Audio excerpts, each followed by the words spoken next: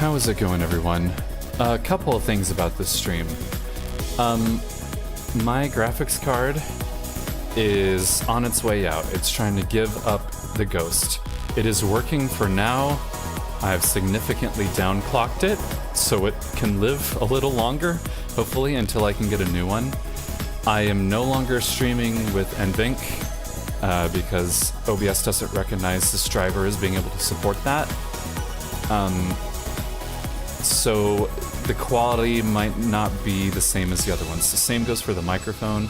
I was using NVIDIA's microphone noise cancelling AI junk before. That is also no longer supported on the drivers I'm using. So there might be a little more noise in the background this stream, unfortunately. I'll do my best to mitigate it. But yeah, I'm just gonna rough this one out. Strange Antiquities is not a very demanding game on the GPU, so I think it'll be okay. And I think we'll still have a good time. If I crash, which my computer's been crashing a little bit if I give it a little too much to do, all I'm gonna be doing is streaming and playing this game, so it shouldn't crash. But if it does, I'll try to get back online as soon as possible. But let's just do this, fingers crossed. We're gonna finish up Strange Antiquities today. I'm excited to do that because I've been enjoying that game quite a bit. Alright, well, we've got it booting up. And here we go. 1 second. Main. There we go. Alright, Strange Antique... No. No, I did not tell you to go full screen. Thank you.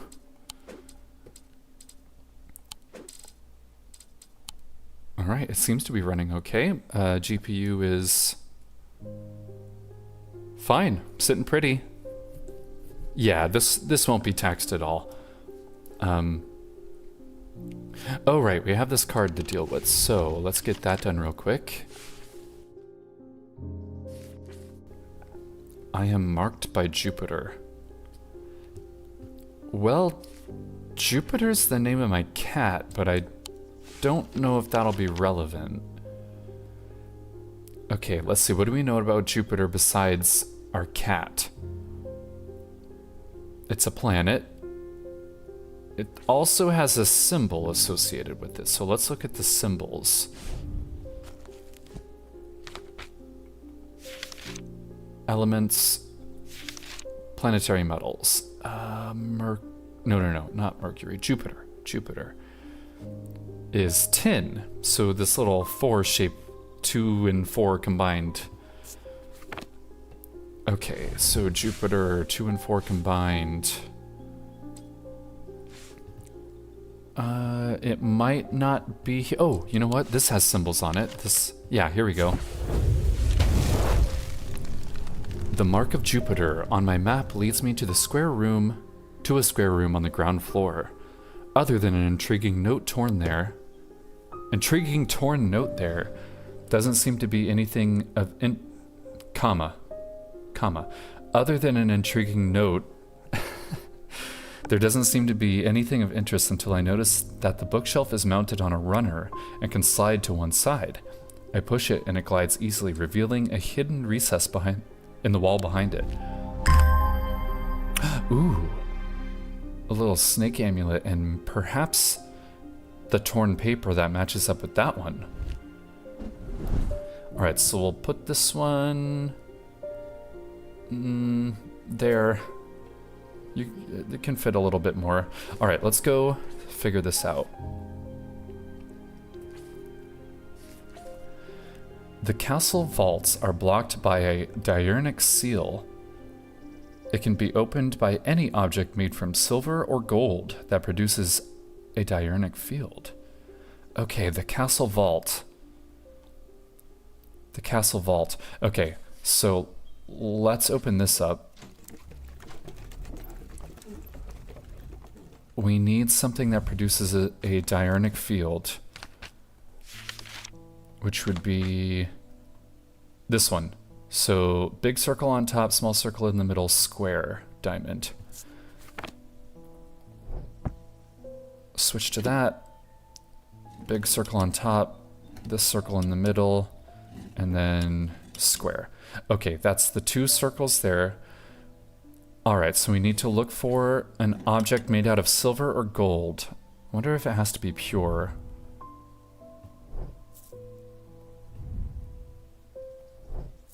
Silver or gold.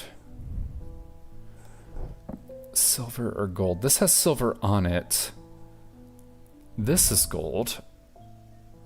Does this produce a diurnic field? No. I don't know what that field is. Silver or gold.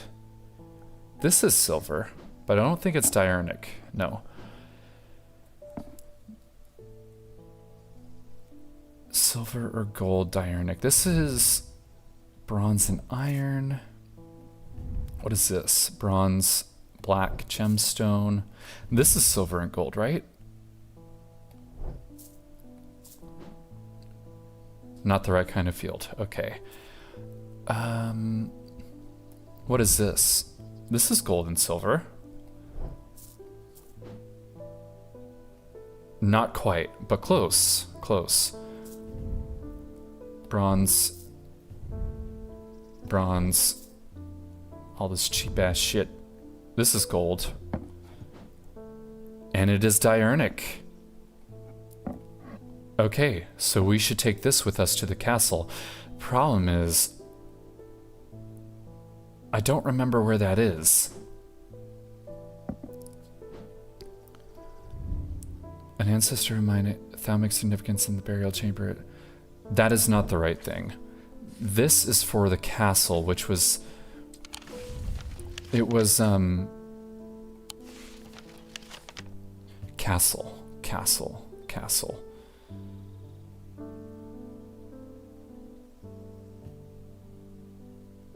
Keystone Manor, Hall, Undermere.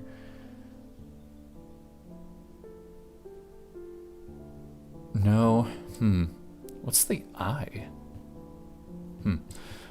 Well, this is Gleaston Castle. Okay. The castle vaults. To the vaults. That's down here. Okay. The vaults are blocked by a large iron door. It has no handle or keyhole. Yes, okay, I remember this. We'll boop that in, use it. Cool. The door slides open without a sound, as though it has been kept well oiled over the years. Behind it, I find a large natural cavern that extends into the rock beneath the castle. Somewhat disappointingly, the walls are lined with racks of whiskey bottles instead of the rows of artifacts that I was picturing. When I show Edmund, he's delighted, and he spends some time examining the dusty shelves. It is not long before he makes a find that I'm surprised I missed. I return to the shop with a spring in my step and a curious item that demands further study. Ooh. Dot and circle, acorn, asterisk, and leaf. Iron and bronze again. Okay. Another pendant. Oh, no, it's not a pendant. Okay. Can I have it back, please? Please, can I have it back? Thank you. That's getting really crowded up there. I'm gonna move some over. Okay. I guess I'll put this there. The Bishop Square is a simple tool of my great-great-grandfather's devising, loosely based on a Briar's disc. By all accounts, he was an impressive man. Hey there, Wolfo. How's it going? Welcome on in. By all accounts, he was an impressive man, but it would seem his mind began to fail him at the end. Perhaps he spent too long studying his Zaya. He imagines invisible enemies coming to steal away his most prized possessions. So he began hiding them about the castle, noting their locations in a code that only he understood.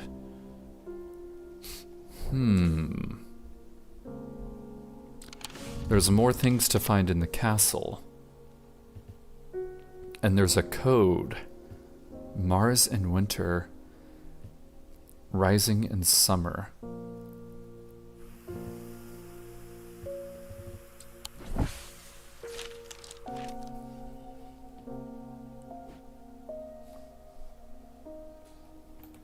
Alright, well these are taken care of, so oh right, we can archive them.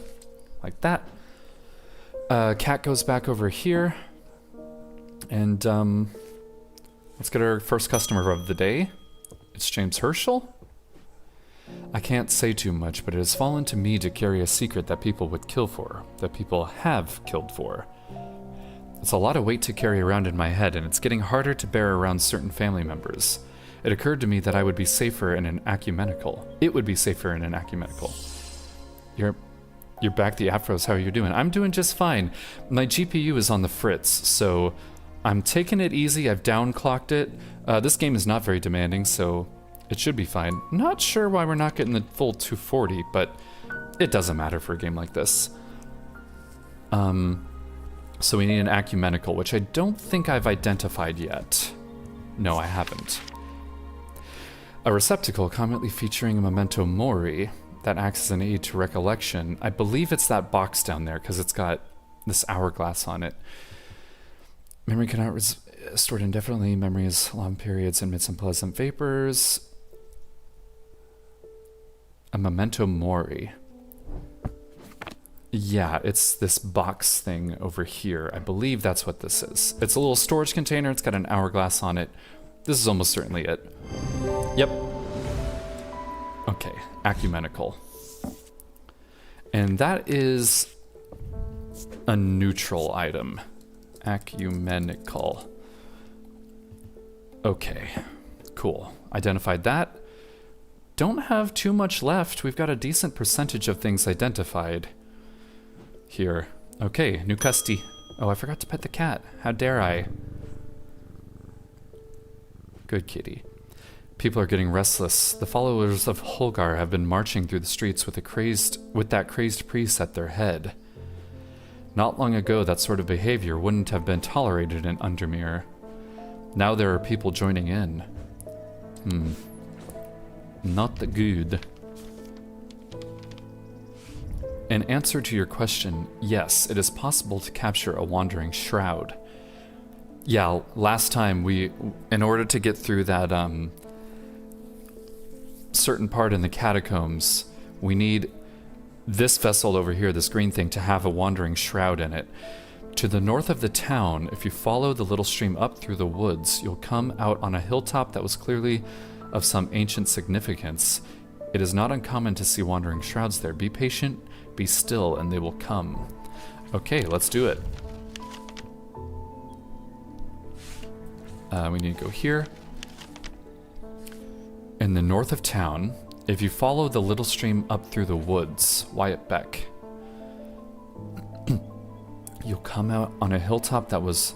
I think this is the hilltop.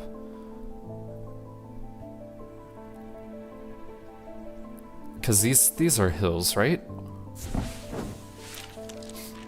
After a pleasant walk along the beck, I reach a series of grassy mounds, the barrows. Whoever is buried in them must have been important in their time. If I'm to collect what I've come for, I will need to be prepared. Yes. So we need the spirit vault. We already know it's the spirit vault. I sit and wait, quietly and patiently, not certain exactly what I'm looking for. For some time, nothing happens.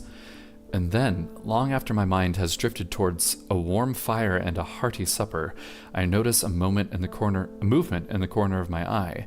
A strange, thin mist has formed near one of the barrows. It seems to be... Barrows? Barrows? It seems to produce a sort of dark light, a contradiction that my eyes have trouble perceiving clearly. The ethereal creature, for surely this is a creature of some kind, ambles towards the vault that I have left out for this purpose, and I daren't breathe as it slowly nestles itself within the receptacle. Oh, so it just kind of willingly goes inside. Cool. And now it's emitting unpleasant vapors. Rotten egg, yep. Alright, now we can do the catacombs. This guy. And we place it in. Okay. I breathe deeply from the spirit vault, and it clears my mind. I don't care to linger too long down here, but I forge on until I reach the unmistakable Hall of Shields. A stone sarcophagus sits on a raised portion of rock in the center of the cavern. I hold the torch close to better see the inscription on the side of the tomb. It reads, "The sun's light will reveal my gift." Mystified, I cast my eye up to the walls of the cavern and search the shields for some other clue, but nothing stands out. Okay, so I believe we'll use the sun bond there. Let me just double check what that does.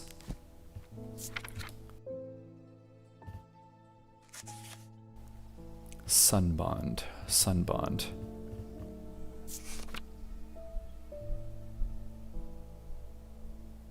I'm noticing my mic's picking up a lot of extra noise. Let me throw a filter on there real quick. Noise suppression. Hopefully that works. Okay, nope, go back. A sun bond is a small and lightweight, designed to be carried discreetly, and made of non-precious metal of kind. Yeah. Warmth and light of the sun, a brightness that can pierce the darkest gloom. Yep, I believe this is what we want. Boop it, boop it.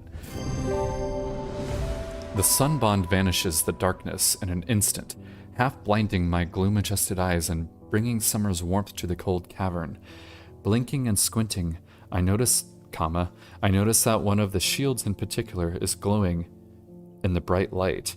I reach up and pull the shield down to reveal a small cavity hewn into the rock behind it. Inside is a blood-red urn. Oh, another vessel. That's cool. Alright, new custody. Alright, so we got this solved. And wasn't there another one? I got to thinking after I left earlier, transferring the secret to an ecumenical only adds an extra step. Yes, it's safer than walking around with it in my head, but I would know where to find it. What I really need is a truth conduit so that I can deceive them into thinking I know nothing at all. Okay, you want a truth conduit instead. Gotcha, buddy. Truth conduit. These items are used by tricksters and swindlers to distort and deceive. They do not warrant the designation of dark article that some want to apply to them, but they can be and have been used maliciously. The gentle sound they produce anchors the mind as the spell is woven, combing symbology with a deeper, more primitive power. Okay, so we need something that emits a sound.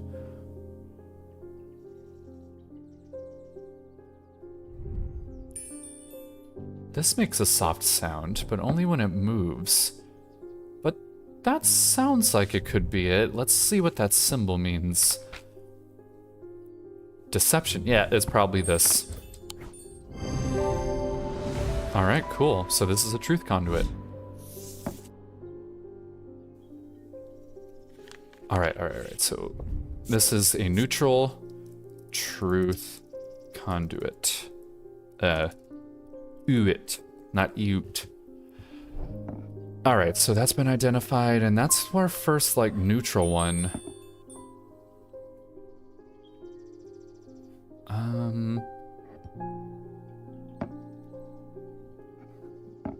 We'll get some more of these cleared out eventually, hopefully. I have never felt more tired or more devoid of life. An apathy has settled in my bones that I do not seem to be able to shift. But while I still have breath in my lungs, I will not succumb without a fight. By the grace of Grey, I will find a way forward. Hey, the grace of Grey, huh? That's funny. Are you very graceful, Grey, if you're here? Oh, right. Gray's grace. We've already identified that. Gray's grace. There you go. Boop. That was easy. Oh, I forgot to ask you how you were doing, Wolfo. How are you doing? What are you up to?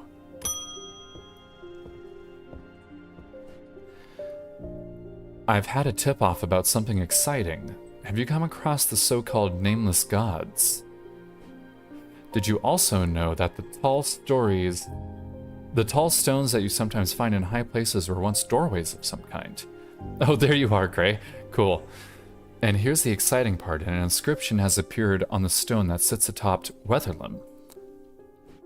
This is where you come in. I'm confident that a pit will open the doorway. a pit. The other option is a Belbelia, to read the inscription, but they say that if you read the language of the nameless gods, you become cursed, which I can't say I like the sound of. Okay, so we need a pit or a Babelia. I'm leaning towards the more direct approach, but then again, that could be dangerous too. All right, well, we have another choice to make here. I give thee my grace. Well, thank you, Gray. I could sure use some grace right now. So we need a pit or a Babelia. I think we're gonna go with the pit. Pit. What a simple and kind of weird name for a thaumic object. The three different elements that make up a pit allegedly represent the earth, sun, and death or darkness. The Dradic, the Diurnic, and the Noctic. These energies balance in such a way that the objects do not produce the recognizable... Oh, they don't produce a recognizable thaumic field. They can be directed to emit powerful vibrations capable of cracking solid rock. Okay. Okay, so we need something made out of three different elements which cancel each other out and that don't produce a thaumic field. Well, this one does. Right? Well, this one was made out of three elements, but they... Let's see. Gold, wood, and like a green gemstone. Okay. So... Materials. Materials. Vinegar, elements. Okay, wood... Mundane elements. Is there anything about...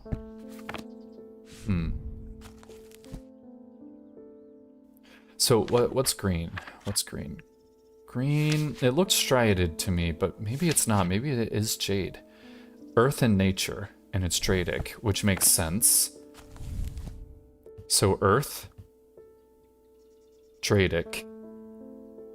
Gold could possibly be the sun and be Diurnic. But would wood be death? Noctic?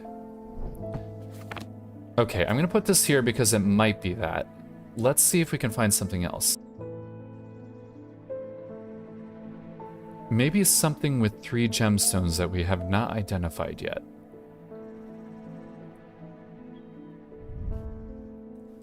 Bronze, dark green, and wood. I don't... What is the other one? Stone of Sight. Yeah, it's not going to be that.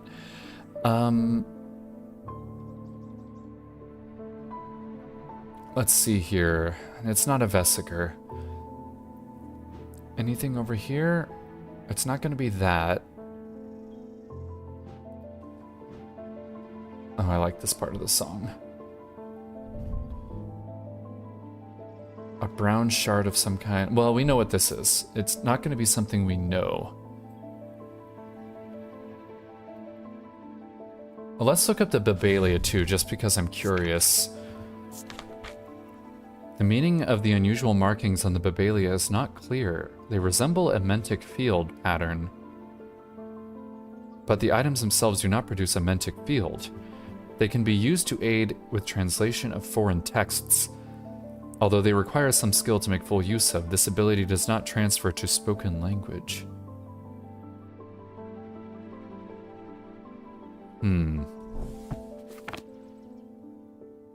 It didn't really give me much to go on. It resembles a mentic field, but it doesn't actually produce one. Okay, so mentic is big circle at the top, small circle at the very bottom, and the kite diamond. This one. Oh, that's a mentic field. Okay. Okay, so that's a mentic field. It looks like a mentic field, but does not produce one. That's this stone thing right here. Yeah. Okay, so this is a Babelia, almost certainly. Okay, let's put this in, and if it fails, I'm gonna put this in. Alright. Alright. Gosh. Made out of 3 elements that represent...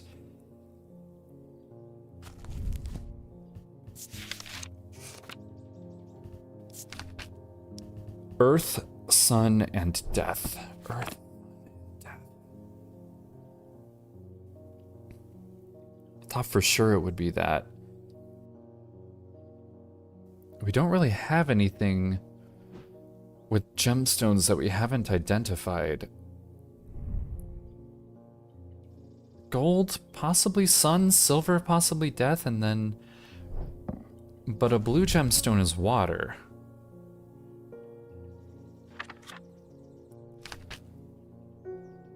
Or body and mind, I suppose.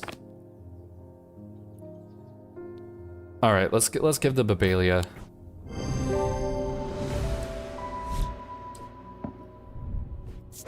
And this is used for reading bad stuff. Babalia. Oh, he's still talking. Hang on. Thank you. I hope this works. Here's a token of my appreciation, something for you to ponder over. Okay.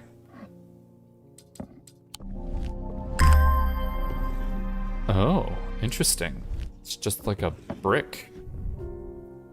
Yellow sandstone. Crumbly. It's got a triangle and a weird thingy on it. Pet the cat. And end of the day. Ah, man, I'm curious. This is the only other thing made out of 3 elements. But this is like hot and cold. This has something to do with temperature. Or like weather. None of these other things are made out of 3 materials. 3 different elements that make up the pit. Elements. Oh.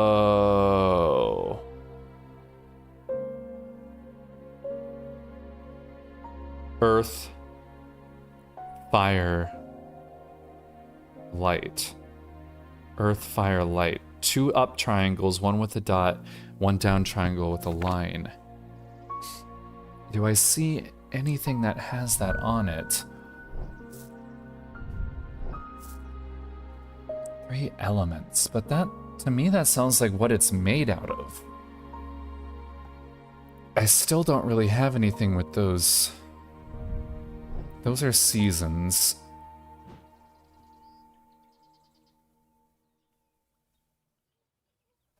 This is, what, gold over stone.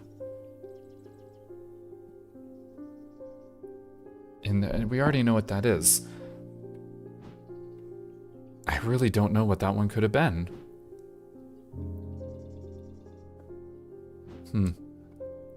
Well, okay. End of the day. Making progress. With dreams of earning his fortune long banished from his mind, the man brought the casket to a frustrated friend, the curator of a museum in Undermere. Together they looked for answers.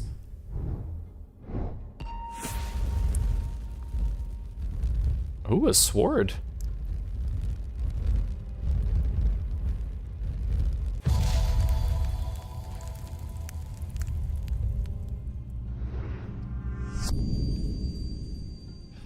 I'm buried with the Knight of Thorns. Okay. A Knight of Thorns. A Knight of Thorns. Knight of Thorns. Well, that's a knight. I don't know... Wasting my time. Bad stuff. Okay. So, not that.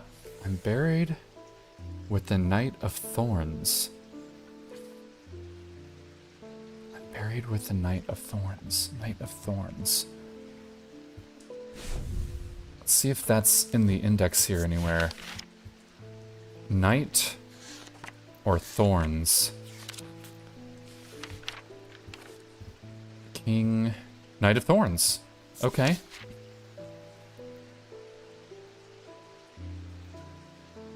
The Knight of Thorns famously wore a shimmer on his chestplate, but it didn't save him from being slain in the Battle of Souther Fell. 1356. Okay, so we're looking for 1356. 1356. There you are. You're a knight. Okay. The tomb of the Knight of Thorns resides alongside an ossuary filled with the unknown dead from the Battle of Souther Fell. It is an unpleasant place that I do not plan to linger in. Happily, I am able to find the item I came for without any difficulty, and I quickly leave. And I don't look back until I'm out of the bright of the day once more. Comma.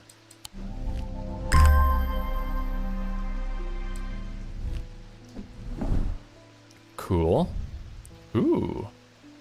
Earth. Fire. So this has elements on it. Interesting.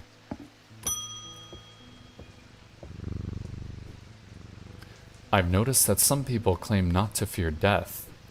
They say that dying scares them, but not death itself. Not me. Not the great Thomas Pope. Give me pain, give me fear. If I can feel, then I know I'm alive. Going back to the nothingness, that's what I fear. I'm going to do my best to live forever, starting today with a Loam. Alright, man, good luck. A Loam. Sometimes called a hand of Jupiter or a fire palm, a loam is an item with enticing power. They can reverse the signs of aging, but anyone who has played that game knows that it can only last so long before time catches up, and when it does, it often hits harder. Ah, classic. Classic give and take with an immortality object. Well, I'm guessing it's this.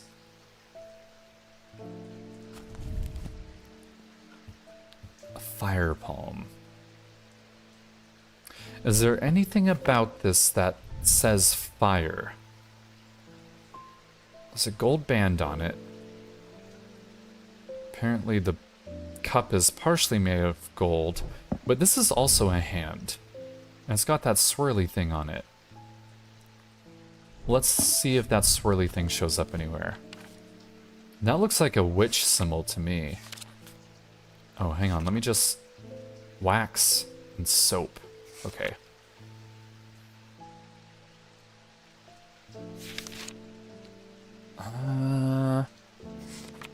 Oh, spirituality. Okay. Oh, no, it's the reverse. It's rebirth. Ah, it's probably this. No, it's not that. Okay.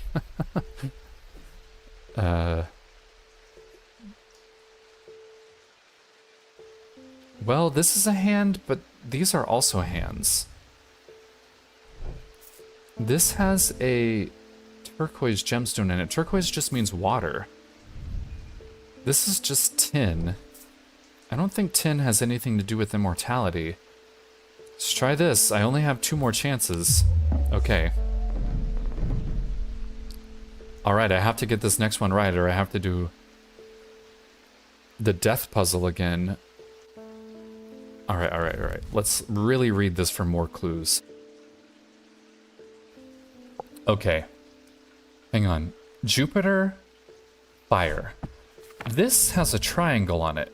Triangle means fire, right? Triangle means fire. And what was Jupiter again? Jupiter's the little 2-4 thing. Oh, and it's got little, like, planets on it, potentially. Alright, I guess I have to try this one. There we go. Yeah, I should have read it more closely. This is a Loam. Alright. And this is a bad. That's a bad. That's a trick. This is a tricky thing. Next customer. It's alright, kitty. Good kitty.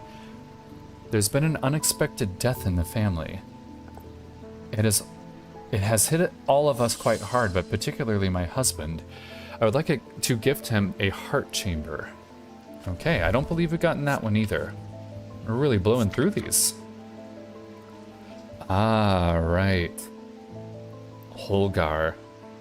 There's a vast skull in the catacombs, said to be that of the beast Blencathra Holgar. Blencathra.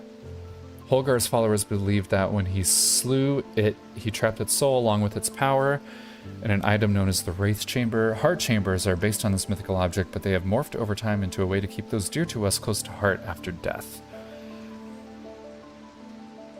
Okay. He's got axes. He's also got that spirituality symbol or rebirth symbol. It's Wraith Chamber. Wraith Chamber. Wraith Chamber. We do not have Wraith Chamber. So it's either this thing or this thing, because we know what that is.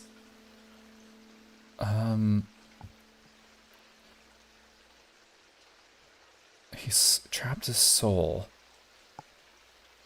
Heart chambers are based on this mythical object, but they have morphed over time into a way to keep those close to heart after death.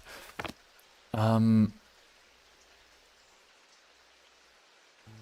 guessing it's this.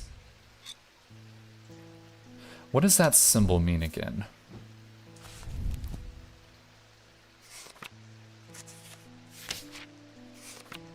Blessings. Blessings. Okay, I mean... I can't get this one wrong. I don't think it's this, because this gives me a bad feeling. Makes my head swim. Yeah, I think this was that thing that was meant to manipulate people. This is definitely a chamber. It's a casket. It's got a skull on it.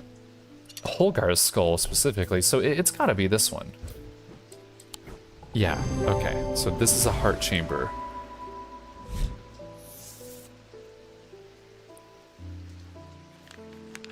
Okay. And it's not a bad thing. Heart chamber. I wonder why it was locked away. It doesn't seem to be bad.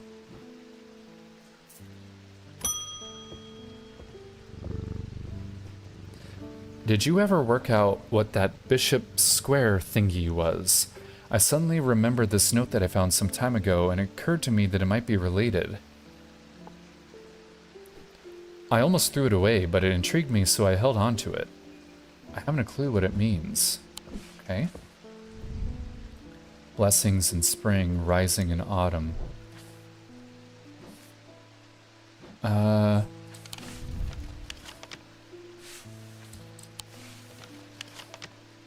Mars in winter, rising in summer. Blessings in spring, rising in autumn. Blessings in spring. Hang on. Mars in winter, rising in the summer.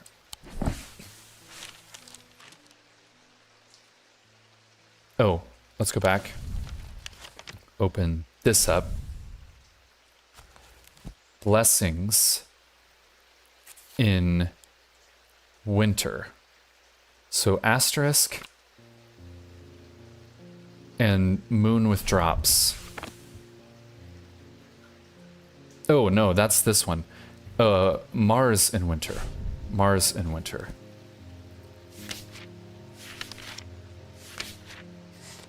Mars. Male symbol. Male symbol with the asterisk. Okay. And this is the code he was talking about. There's blessings, but we're looking for Mars in winter. Mars. Mars in winter. Okay, but where's the asterisk?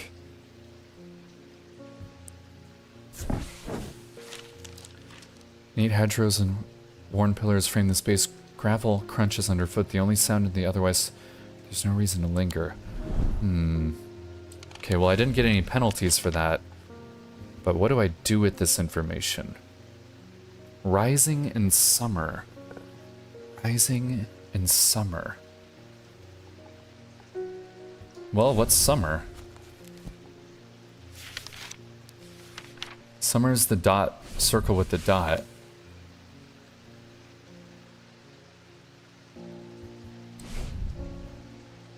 Come on, just open. Winter and summer, rising in summer.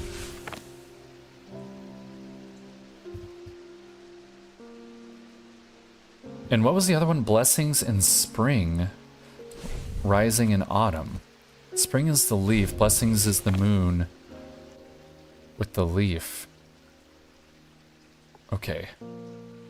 Well, I don't know what to do with this information yet. So, for now, we'll call in another customer. Eli's brother. Something isn't right at the museum. I'm worried it's all my fault. I'd hoped my brother would be back by now. I had an idea, though. I'm no thaumaturge, but I think I can weaken it using witherance. Oh dear me, this had better work. Witherance, witherance. Witherance.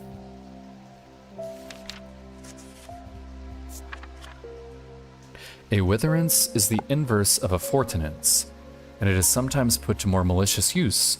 These can be crafted from stone like the fortinance, but wood is more commonly used. Okay, so fortinance was...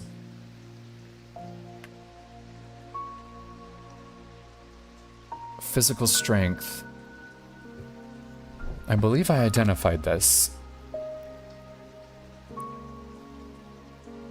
Fortinance is this guy right here. Okay, so witherance... the opposite, the inverse. They can be crafted from stone, but more likely wood. So, a totem...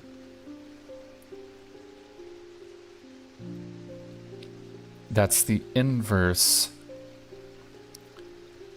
I don't know what this is, but it's got Night Witch on it. I don't think that's it. This symbol means rebirth, so I don't think it's that. This is fire wax. Oh. Hang on a second. Don't knock it off, kitty. No, don't. Don't knock it off. No, stop it. Bad. Bad cat. Bad cat. Made from wood. Oh, it might be one of these guys. Hang on. So, it looks like a little guy. Let's see what that symbol means.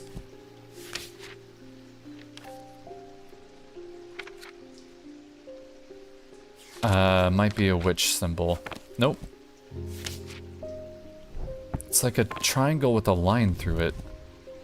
Triangle with a line through it. Upside down triangle with a line through it.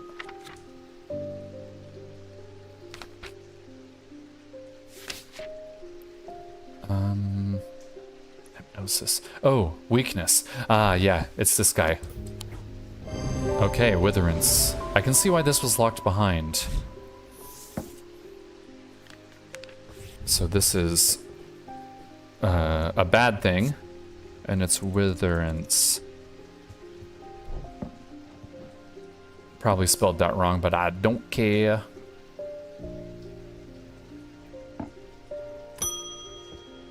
Jacob Priestley.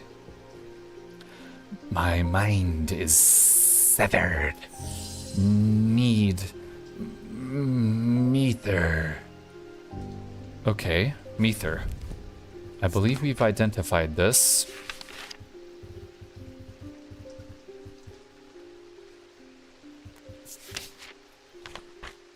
Come on, Mether, Mether, Mether, Mether. Restful Mether? Mether is a link to the mind, Hati. Enter a meditative state. Yeah. His mind is severed. He needs a restful Mether. Okay. Well, there you go, buddy. Oh. Okay. Okay, well, we didn't hit the very bottom, so we didn't die yet. My mind is severed, need mether. Well, I tried to give you a mether.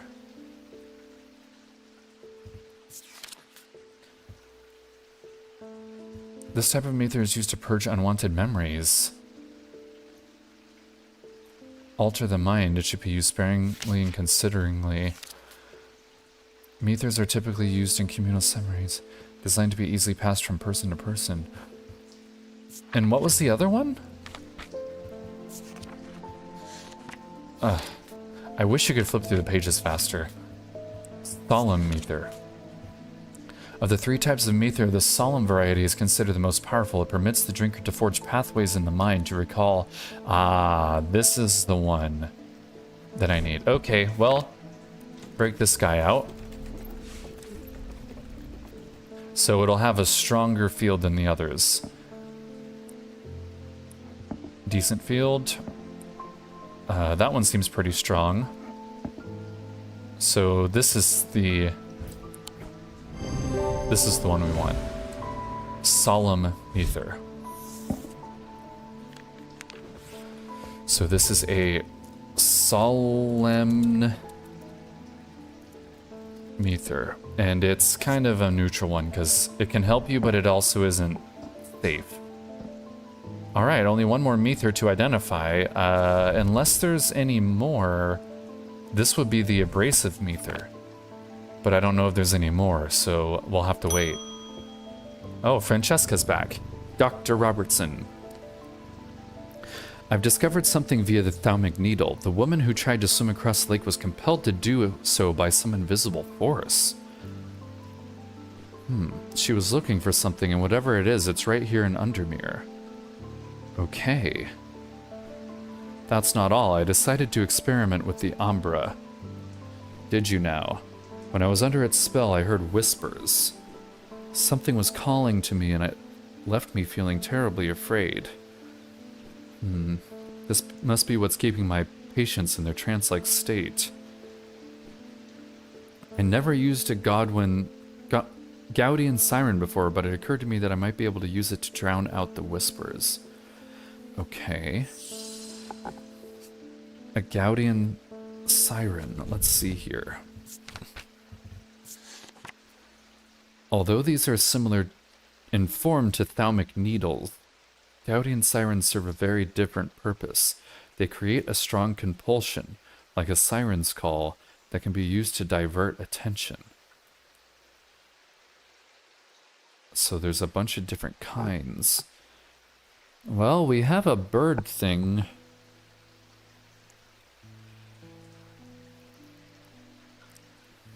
Like a siren's call. Okay, so let's look at this thing. Nothing to remark. Nothing to remark. I'm looking for something that gives me a feeling. Chills my blood to hold it. A feeling of disquiet lances through my body.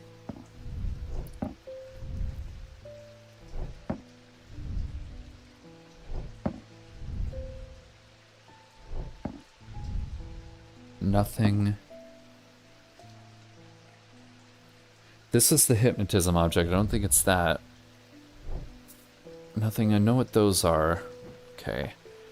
Let's see here. Nothing. It takes great effort to tear my eyes away. Drown out the whispers. Strong compulsion like a siren's call. Yeah, and it's even right here. Yep, it's this thing. Was not expecting that to do that. Gaudian siren.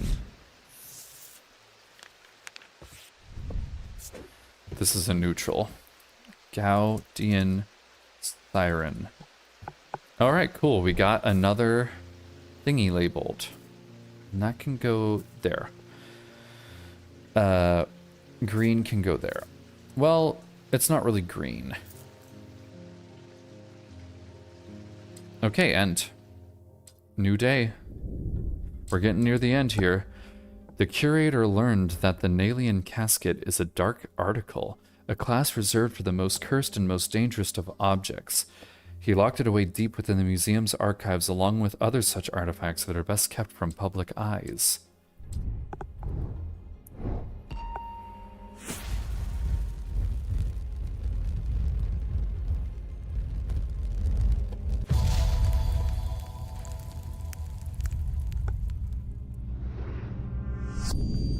I'm under the barn where the axe meets the tree.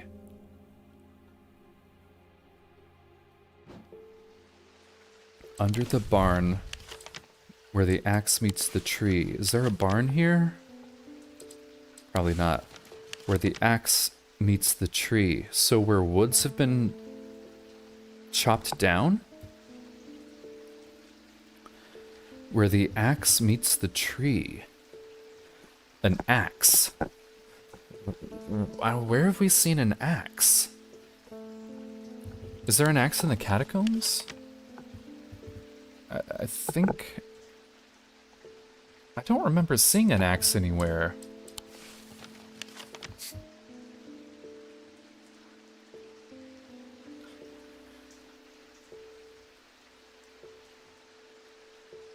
Well, there's a farm here under the barn where the axe meets the tree. Well, there's also Greywick Farm, which is here. Axe meets the tree. Under the barn where the axe meets the tree. Well, there's only 2 farms, so...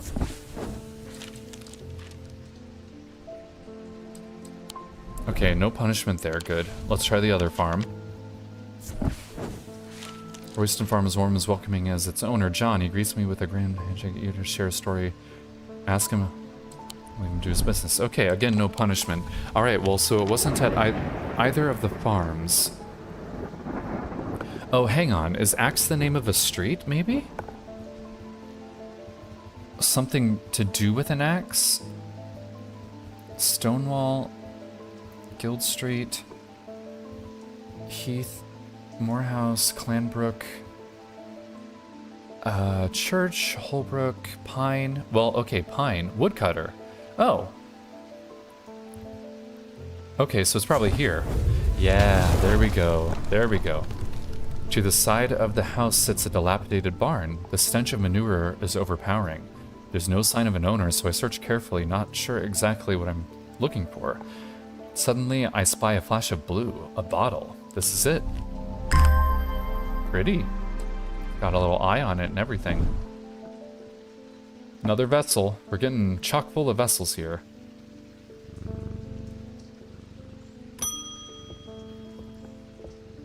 Hello, Simone. You got any more clues for me? Good morning. Yes, and to you too, Jupiter.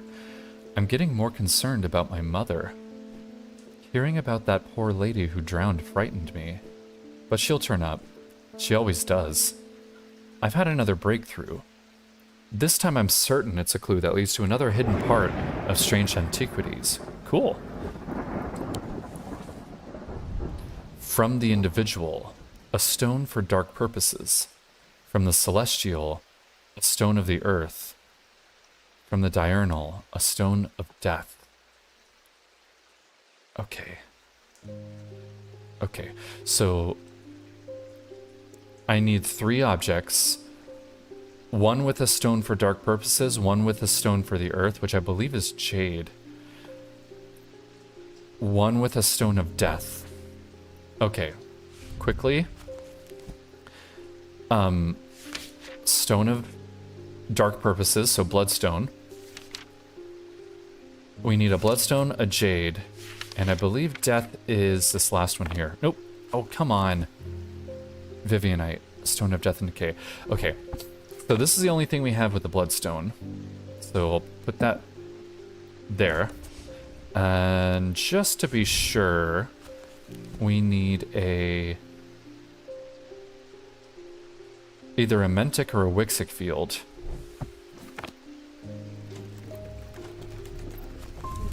Mentic is big circle at the top, small circle at the bottom. And the diamond. Okay. And what's the other one? It's big circle, small circle at the top, big circle in the middle. Or near the bottom. Okay, yeah. So this is definitely one of them. Celestial Stone of the Earth. Okay, so possibly this has jade on it. It's kind of the only thing we have with jade. Well, then again, there is Eye of Cernunnos. This is probably jade. Okay, so it's one of those two. It's probably this, but just to be sure, Celestial, either Selenic or Dradic.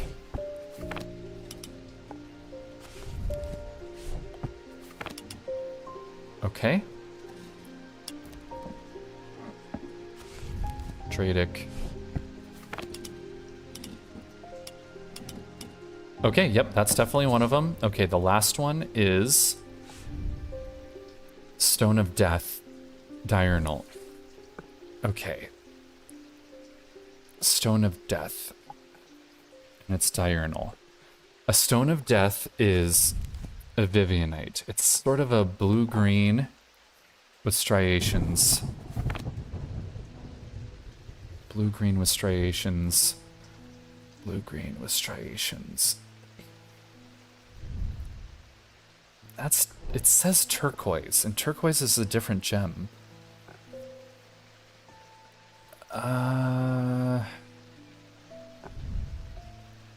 Turquoise. These are blue, not blue-green.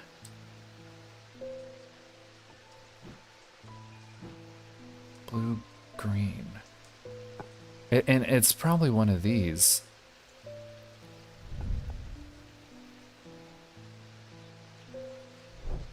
Blue-green. Blue-green gemstone. Maybe this one? Nope. I know those two are right, so I can kind of just place whatever here.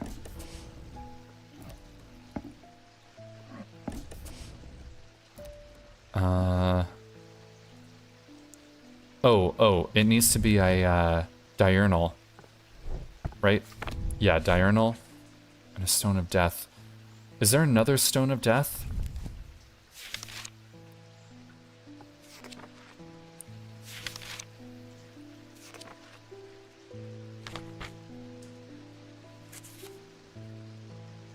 No.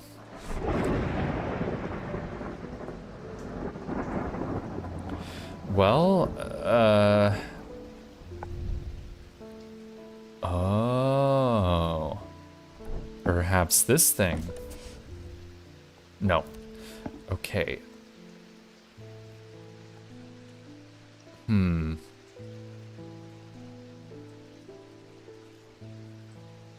That's... I don't think I can put these on there.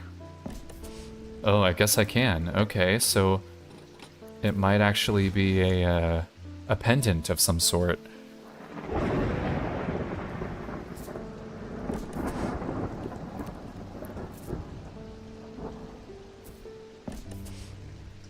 No. That's malachite.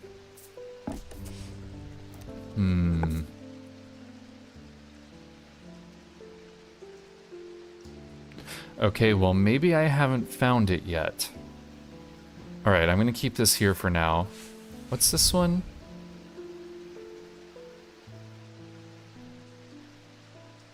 He spent too long studying his Zaya. What's the Zaya again? Warn about the neck to place them closer to the heart. These innocent-looking items instill a sense of fear and paranoia. They can be difficult to remove. Zayas are made from a single material except wood or clay. They typically have no symbol or other writing upon their surface. Did we not identify a Zaya?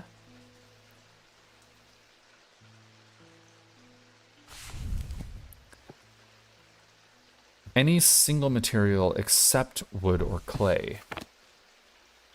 I mean, this might be the Zaya. It's one material, there's no writing.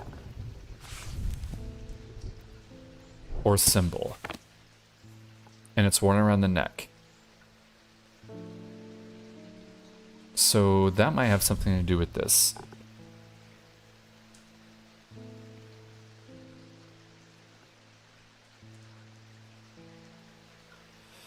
The Bishop's Square is a simple tool of my great-grandfather's devising. Bishop's Square. Is that a thing? Bishop's Square. Or is that a part of the map? Because that sounds like part of the map. Market Square. I'm guessing... Yeah, I think it's an item we haven't received yet.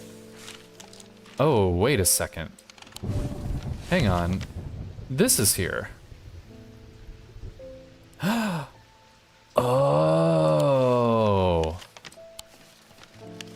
Well, thank you for that hint, game. Wait, where did it go? Come back. Here we go. I see. I see. Okay, blessings in spring. Spring is this one. So blessings in spring. Rising in autumn. Okay, this might give us some things we've been missing. The symbols on the map lead me up the winding stair of the North Tower. The pendant has been carefully hidden, but knowing where to look means that it does not take me long, and I am soon on my way back to the shop with a new trinket to add to our growing collection. Cool. Oh, this is like a neck massager or something. And it's a pendant. Use the Bishop Square. Okay, well, game is just telling me what things are now. Where did it go? So this is a Bishop Square. Okay, alright, alright. Alright, let's do the other one then. Which... Oh, it's on the map itself, right? Mars in winter. Rising in summer. So Mars here, winter there. Rising in summer. Mars in winter. This is winter. Rising in summer. The smell and sounds of cooking greet me as I enter the castle kitchens. I feel a little foolish as I try to avoid the cook's glares while following the clues left to me by a mad old man. What was I thinking? I'm not going to find anything here. And yet, on the exact spot where the map leads me, there is something, a floorboard, that has been cut and replaced. With a little difficulty, I lift it up and feel around in the cavity before my fingers grasp something hard. Ooh. Oh. It's kind of cute. Got lots of symbols on him. Alright, and you can go right up there. Good kitty. Alright, so we solved that part of the map. Check. There's probably other stuff we're gonna have to do.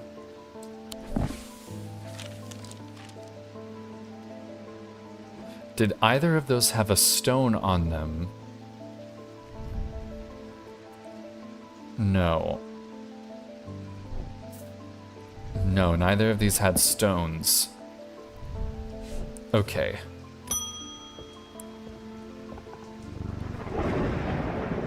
Thank you for the meter. I have seen into the yawning deep. I have seen beauty beyond the comprehending mind. The price is steep, but I pay it gladly. My shadow anchor broken. Must replace. Okay, so he wants a shadow anchor. Shadow anchor. Shadow anchor. A shadow anchor is sometimes used in the practice of shadow casting, the art of projecting one's presence outside the body. Without an anchor, minds have been known to become lost.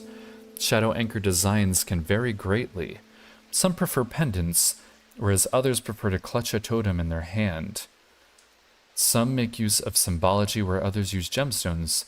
They will always produce a field from the individual branch, however. Okay. So it can have a symbol. It can be a pendant or a totem. It can have a symbol or a gemstone. And it will use one of the individual disciplines, possibly Mentic or Wixic. And I believe Mentic was...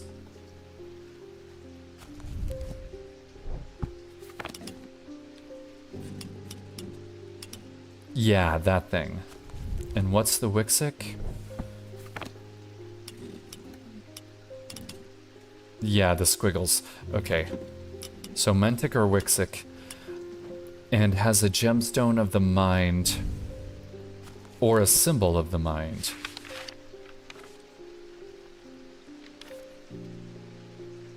Blue. Or a symbol of the mind.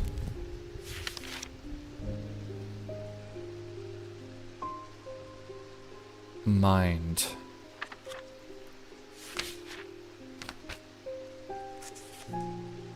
Mind. Well...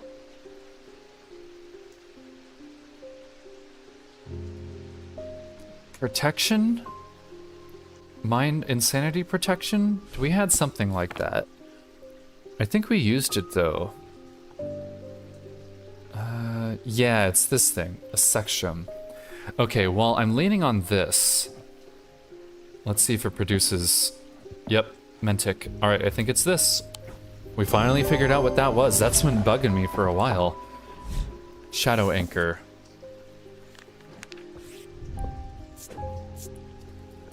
Shadow Anchor. Not necessarily good, but also not necessarily bad.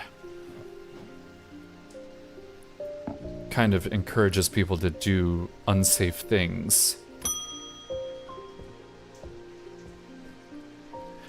You have shown yourself to be a useful ally in these worrisome times. Keep one eye on the lake in the coming days. When blackened eyes seek the casket and waters turn to midnight, perform the sacrament and have faith in Holgar.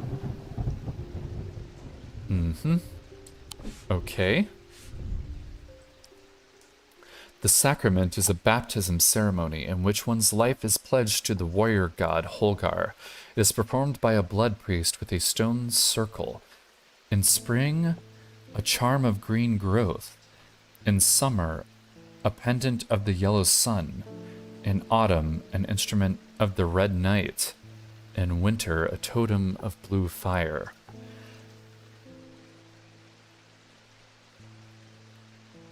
Okay. So we're going to have to place items, 4 items. I think I know what some of them are. Yellow sun's probably the thing we used before, this thing. A charm of green growth. A charm of green growth. I'm guessing it's this. An instrument of the red night. Don't know what that is. And a totem of blue fire. That's this, because when you hold fire up to it, it turns blue. Okay. Thing is formed by a blood priest within a stone circle. So, is it telling me I have to go do that? Because I think I know where a stone circle is. The eye. The bleak stones.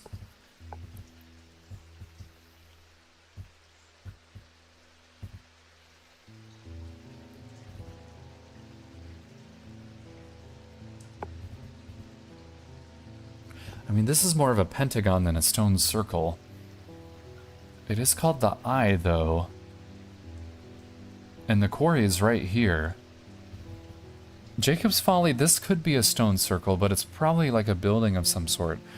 The bleak stones, it looks like a circle of stones. Oh, the bleak stones stand in their circle in quiet defiance of time. Once home to witchcraft and rituals, now abandoned, silent, and like the surrounding lake.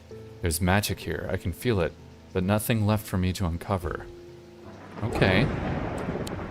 Well, that's where the ritual will take place. Okay, another letter.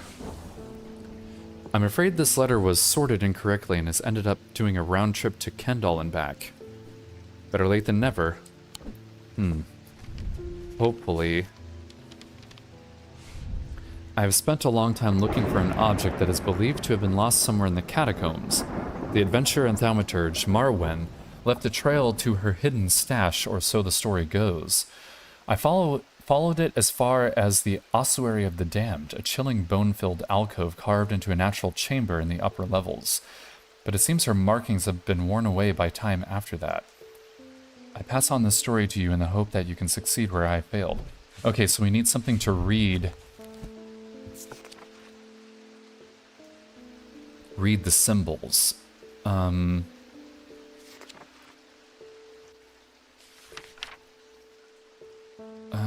Reading. Viewing. Noctic sight.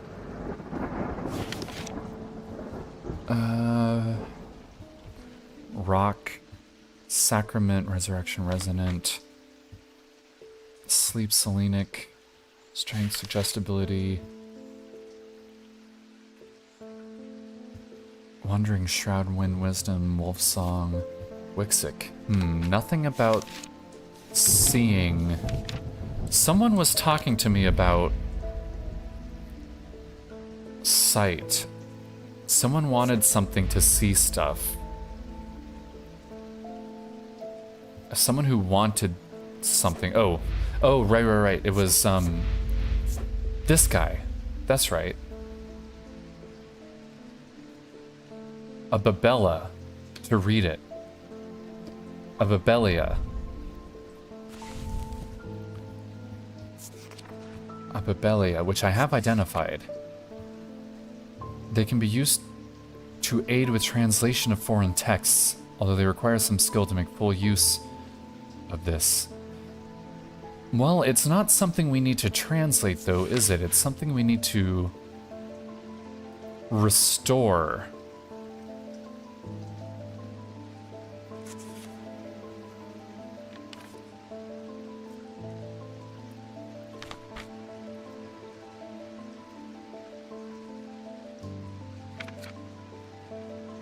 Light? I don't know, it's probably not light. Mind, moon, resonant, pain, protection, sacrament. None of these really scream.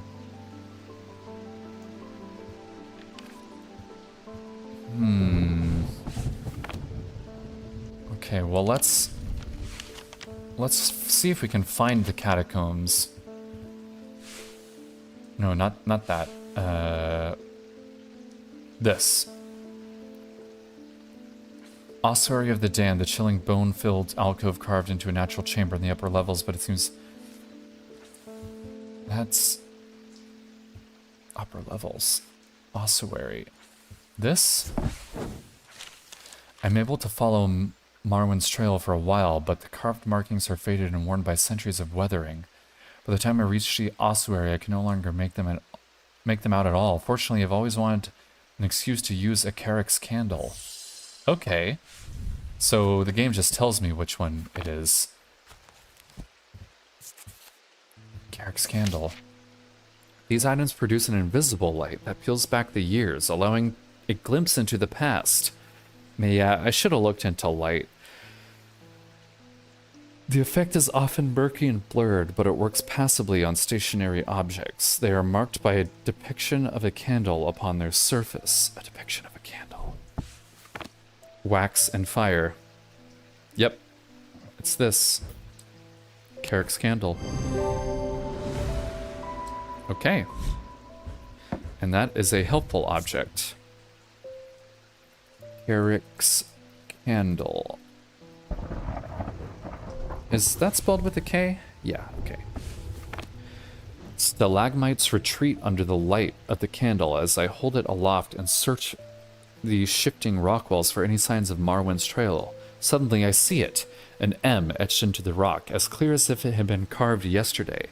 I follow the trail in an excited hurry, tripping and stumbling as the candle distorts the height of the floor, until I come to its end at a small boulder. Rolling the rock to one side, I reach behind it and reclaim Marwyn's lost treasure.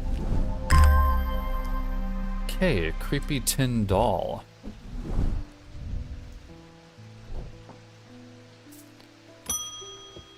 Barton is back. Let's see if he had any success. Okay.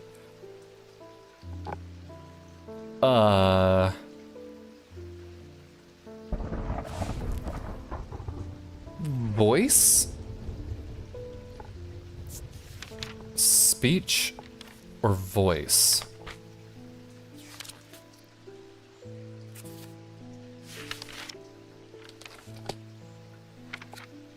Speak?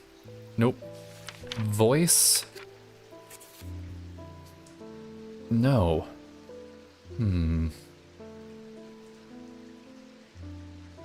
Babelia again, maybe?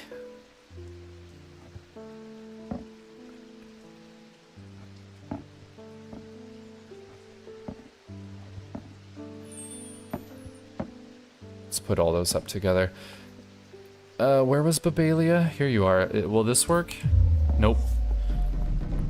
Okay.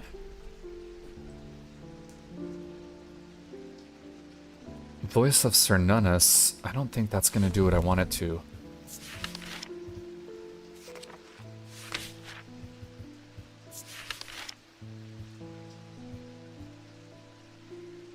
Item can be used to read the patterns of nature that are otherwise hidden to us.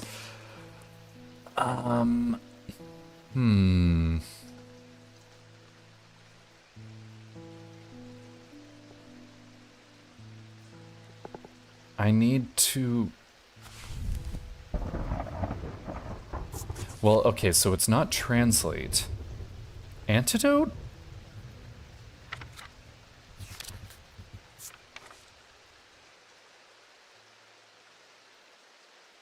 No, it's not that. Blackheart, Blancathra, Blade Queen, Blood, Breathe. That's breathe underwater. Change, clay, Corvin curse, darkness, dark article, danger, death, demon, disease, tyrannic fire, feeling, fear, earth, daedric, gemstone, gold, guilt, hand of prior, hearing? No. Hex, Hobsphere, Holgar, Insanity, Iron Joy, King Cedric, Magnificence. Levitation, Light, Love, Melancholy, Mentic, Mether, Mind. Lots of things having to do with the mind. Moon, Heart, Nameless God, Nightmare, Noctic, Sight. Pain, Poison, Protection.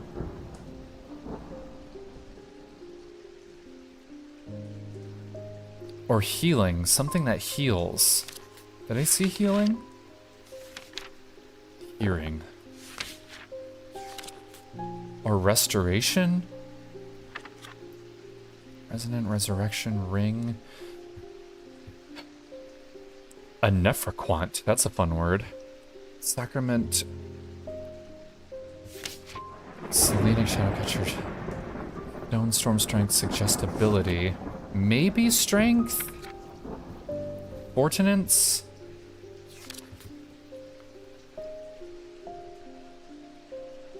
Tormund's Paralysis, Tormund's Bane.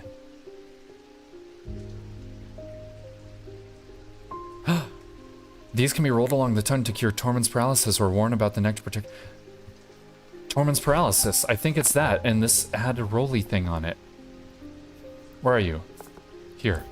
Yes! Tormund's Bane.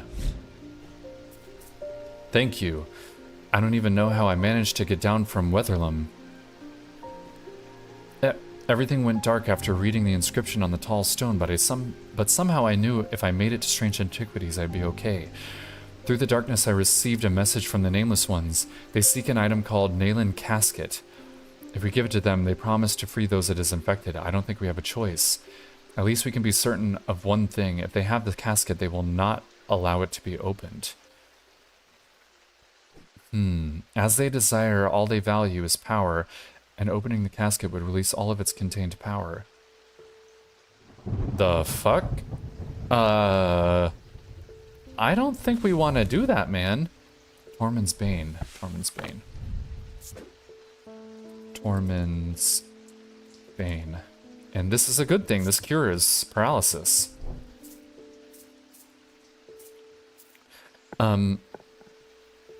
Okay. Well, you're gonna go look for something then. Gotcha. Oh, shit. Verona's gotten the curse. The time has come to decide, Thaumaturge. The casket wants to be opened. The casket will be opened. Nothing can stop it now, and yet there is still a part of this mind that will not be quieted. Help me to calm this clamoring rage inside my head. This is your chance to elevate yourself above the scurrying ants that absently crawl through their meaningless lives. Sephram or abrasive mether? Sephram. What does this do? These resonant objects give off a faint odor that will be familiar to any thaumaturge. It is the scent of the storm, of ozone and power, the scent of magic. When these vapors are inhaled deeply, they can unlock deep wells of anger and channel them into a powerful maelstrom. This is the power of the west wind. Yeah, no, not that one. Or an abrasive mether. This type of mether is used to purge unwanted memories, as with any procedure that can ultimately... Yeah, this. Gotta cure her.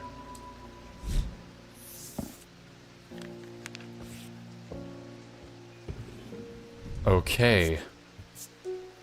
Abrasive mether.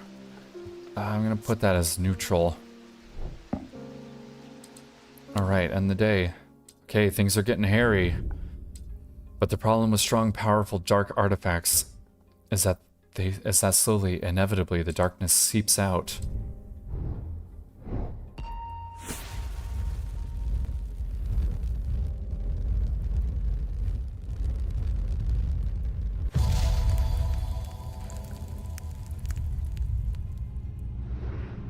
I thought that was going to be a brain or something.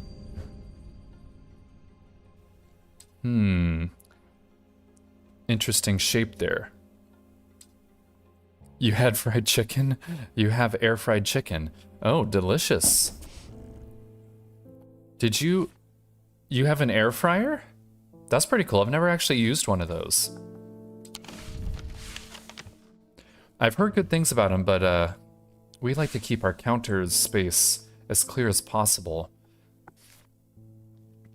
Looks like right here that matches up, like, or yeah, it matches up right here, but then this ball of yarn is pointing to like one of these.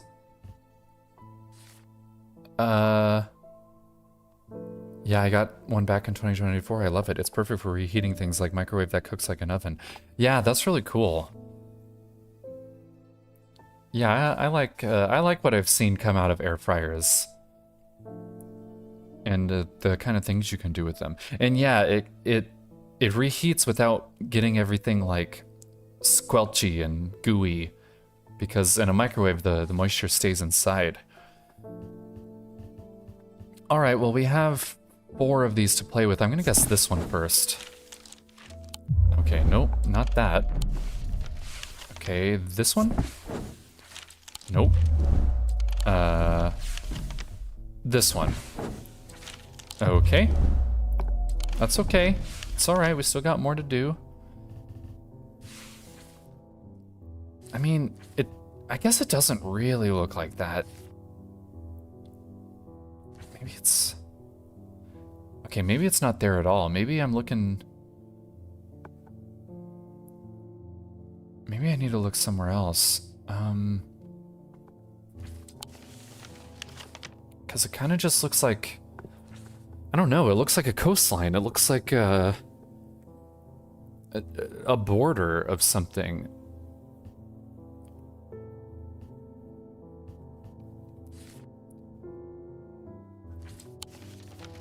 I don't think it's going to be here. Everything here has sharp edges. It's very windy. I'm pretty sure the ball marks the spot, but I don't see anything that looks like that here.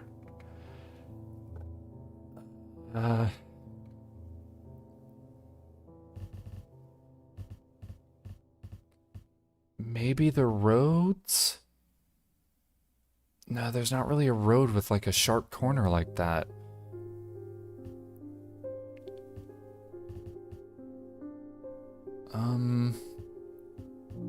I've tried all of these. This part right here. This part right here looks almost exactly like this. But then this part up here only kind of looks like that. And then it goes down a bit. And then out like this. But I already tried that one. Maybe this one? No. Damn.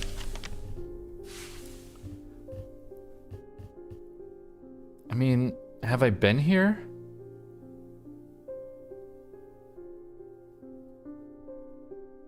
I've definitely been here. Ah, damn. Okay, I'm really losing health here. Or whatever you want to call that. Sanity, I guess? Sanity? This is the only river.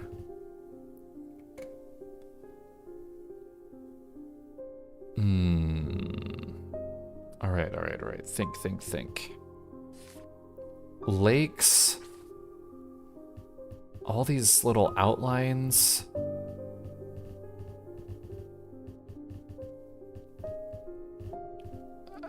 Yeah. It has to match the card as it is, no rotation or reflection. Well, no reflection, but rotation is definitely an option, although it's uncommon, and it'll usually be kind of clear. But we have had rotated cards before. If you see something that looks like it, let me know. I don't think it's going to be a street. I don't see a street that curves like this. It looks exactly like this, but I've been here. This was nothing. I've tried all these.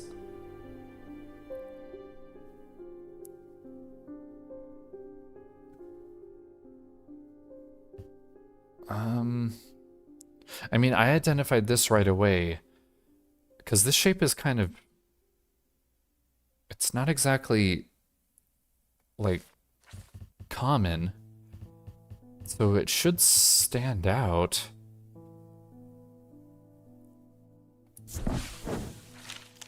This natural monument looms over the town like a relic, its weathered surface heavy with the weight of Undermere's murky and tangled history.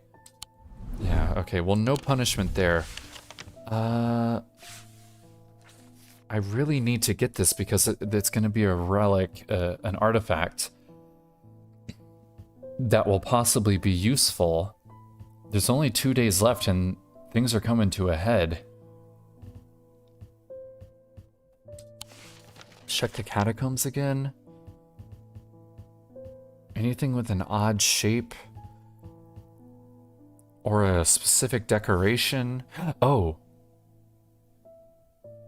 Wait, could it be like a path? Down here?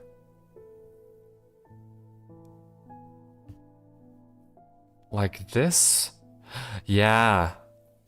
That's what it was. Alright, cool. Cool. Inhaling deeply from the spirit vault to stave off the madness of the depths.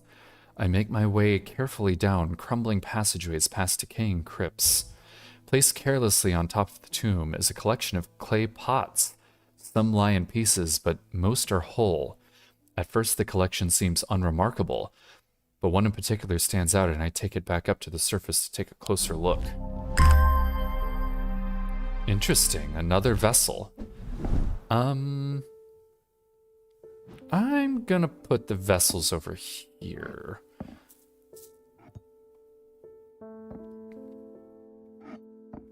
I don't want anything next to this. This thing creeps me out. We'll do the vessels we know about here. The vessels we don't know about here. How about known and unknown? And then we can put these. That one down there. And then we can like spread these out a little more. We can bring this over here now. There we go. These are still a little tight, but that's okay. All right. Still no gemstone. We need a gemstone, a blue-green gemstone.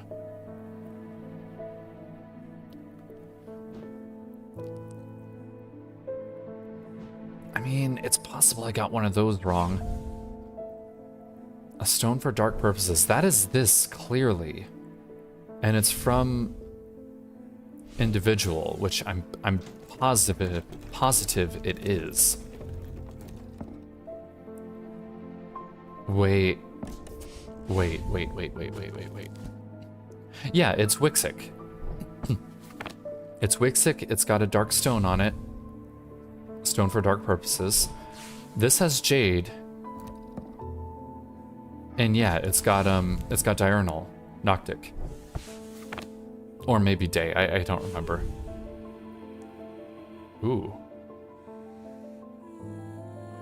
Oh, that's an interesting addition to the music. I like that. Very Doctor Who-y.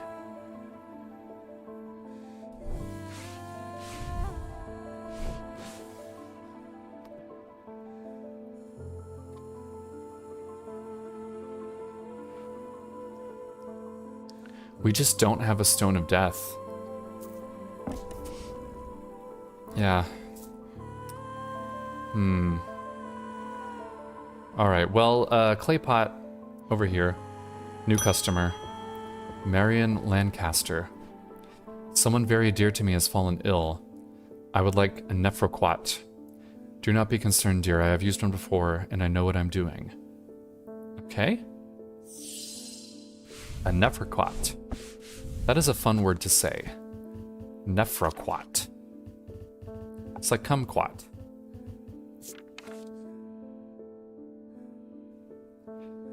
These were once worn by the necromancers of the Five Knolls, who used them in their rituals of resurrection. Their power became bound to them such that if they were to remove them, even after death, the nephroquat would crumble to dust. Today their power is much diminished, but they can be used to draw out infections. However, they will cause spraxis if held against the skin for long periods. Scarring caused by Braxis. Okay, well, we have a book of curses here.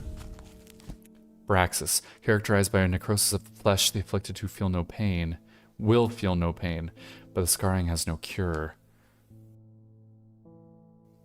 Alright, well, that's not really helpful, and this doesn't really tell me...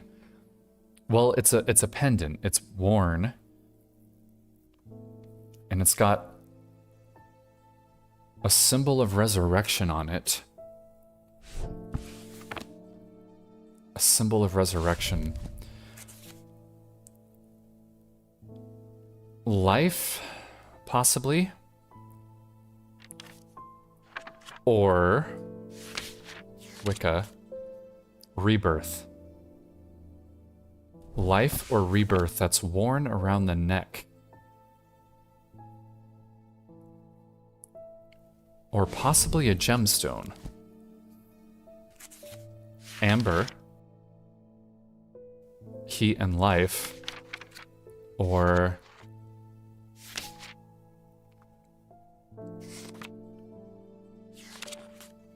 Not that. Anchor between body and mind. Okay, so an amber or an infinity symbol.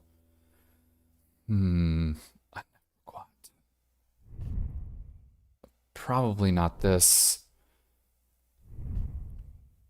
Probably not that. These are symbols for weather. So this probably has something to do with the weather. Nephroquat. I definitely don't think it's this. That's just creepy. This is Earth. Nephroquat. This has elements on it.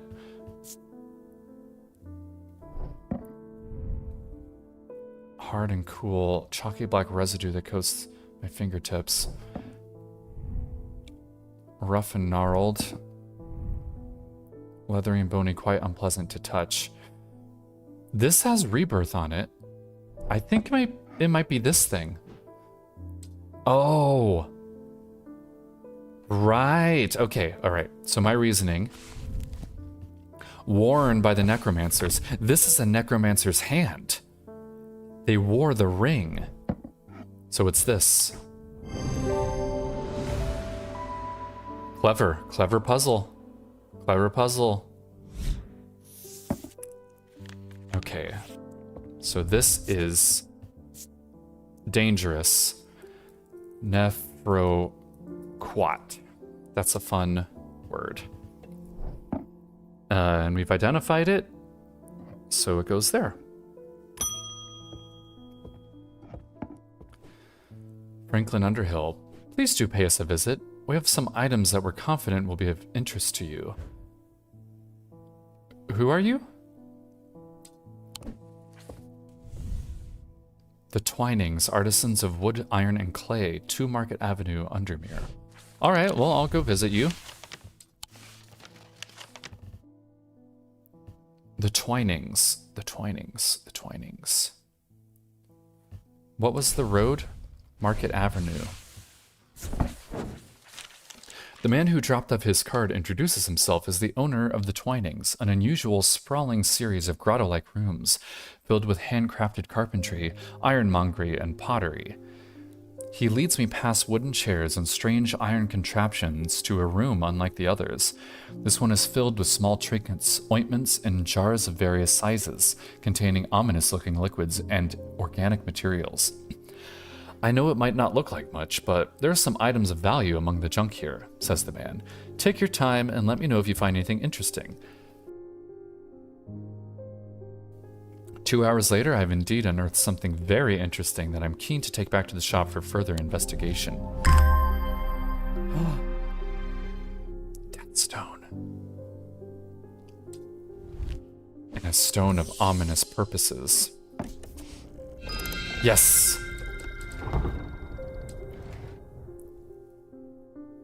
Okay. Okay. Half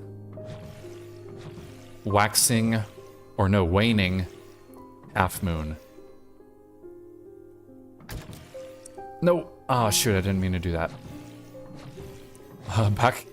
Back around. Good kitty. Good little kitty cat, little kitty cat.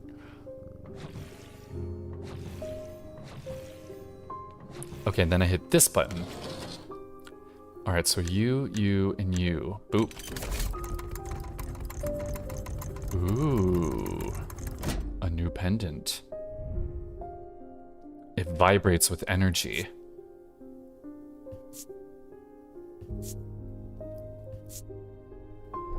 Vibrates with energy. Very cool.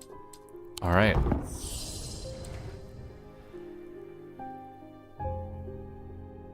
I'm leaving the Twinings with my... Oh, wait, hang on. Oh, I didn't even actually leave the place yet.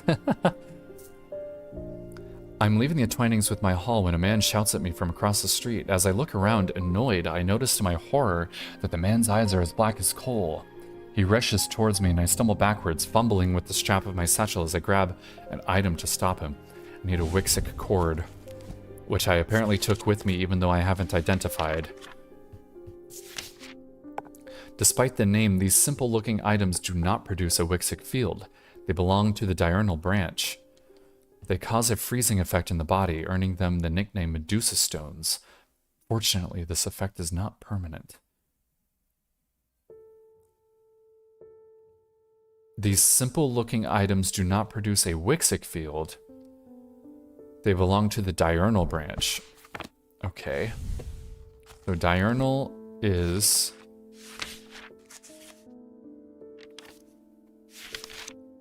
Oop, shit, fuck. Either diurnic or noctic. So real quick, let me just... Oh, shit. Put these back. This goes... I'm running out of room. This goes up here. I haven't identified it yet, but I think I know what it is. Okay, so we'll set this to diurnic. Wish I could leave this open. Okay, either that one, the 2, or noctic.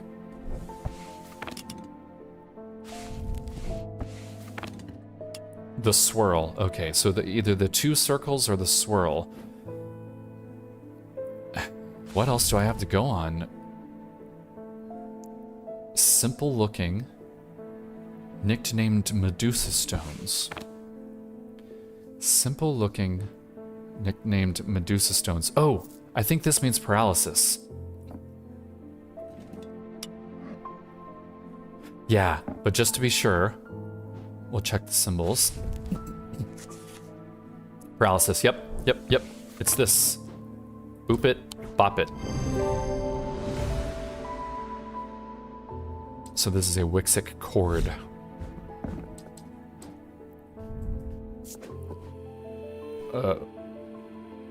Wixic cord. There's no H, I think. Wait, is there? No. Alright, well, we've identified this, and it's a bad. It's a bad because it paralyzes people.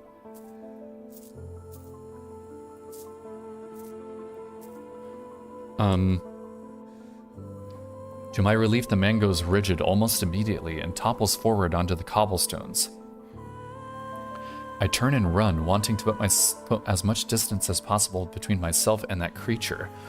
When I finally come to my senses, I realize I should alert Dr. Robertson, but by the time I return to the Twinings, the man is nowhere to be seen.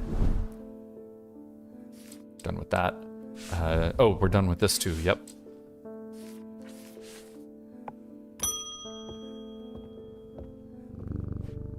Something bad is about to happen. Tell me about it. The ravens know it. My grandfather once taught me how to use a Cassander to see the paths ahead, but I saw what it did to him, and I vowed never to touch one again after he died. The gnawing worry of what is coming has become too much for me. You want a Cassander, okay?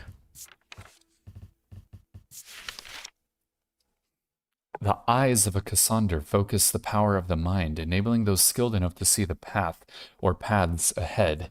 These items do not produce a mentic field, as one might expect, but rather the more mysterious selenic. Care should always be taken with any object of prophecy, and these are no different.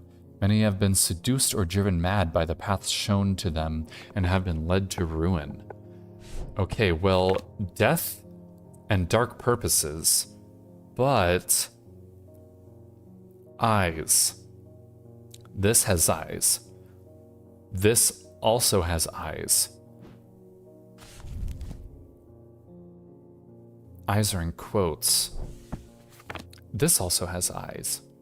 Okay, so I need something with a... It was very specific, a selenic field. God damn it. Selenic of the moon. Triangle, small circle at top, big circle at bottom. Okay, so the sort of horizontal DNA thing. Helix, I guess that's called. So a horizontal helix is what we're looking for. And something with 2 eyes that I haven't identified. Not that. Oh. this doesn't really produce a field. Creepy. Okay, not that. Oh. This has eyes. No, no, no, no, no, it can't be that. Okay, I don't think it's that. This is we're looking for Selenic. This maybe? I think it's this. It's not that. Okay. Well. Eyes. Oh, Selenic, having to do with the moon. Possibly this. Oh no, please don't make me do the dice scheme. Okay, alright. Well, it has eyes, moon, and it was Selenic, but it wasn't that. Well, this has an eye, but not the right kind of field. Oh, I don't want it to be this. It's not, okay. What else has eyes that I haven't identified?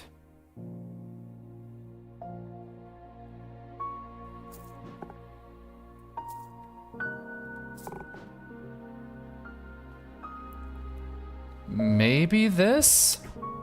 Oh, okay. Eyes are wearing quotes. Okay, well, I got it. This is a Cassander. Okay. So, Cassander. Okay, and this is like useful but dangerous, so yeah, green. Put that there. Alright, next customer. There always seems to be something going on in Undermere. The sooner I can get this sorted and be on my way, the better. My uncle gave me a ring, and I have nothing but bad fortune ever since. I'm starting to think it might be cursed. Is there any way to uncurse it? Let's see. This should be easy. Curse, Cusick Purifier, Lamb's Siphon. Reverse the effects of the Black Heart Curse. Skilled hand is required to perform curse from the body. No, because this is a cursed object. Cusick Purifier. Small topaz gemstone known as the Eye is placed in strong smelling liquid. Small tokens such as rings. Yep. It's this vinegar bottle.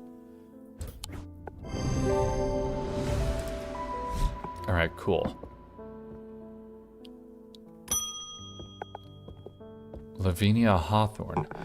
I have been researching ancient customs, particularly those relating to thaumaturgy, and I am fascinated by the use of objects in ritual ceremonies. I think this thing's coming up. If you are able to get your hands on a gris, I would be very interested in studying it further. Gris. For the ritual of the broken path, a gris is heated slowly over flame. To have full effect, it must be held in an ungloved hand until the ritual is completed, no matter how hot it gets. The ritual should not be performed by those who have not studied the Wixic art. It's common to suffer burns, but when done correctly, it should not be painful. Broken path. The League of the Ephesian Heart used these items as part of its grim initiation rite. They guard their secrets closely, but its nameless god. Acolytes must press the tip of the talon. Yeah, I know what that one is. Broken path. Gris. Ritual of the broken path.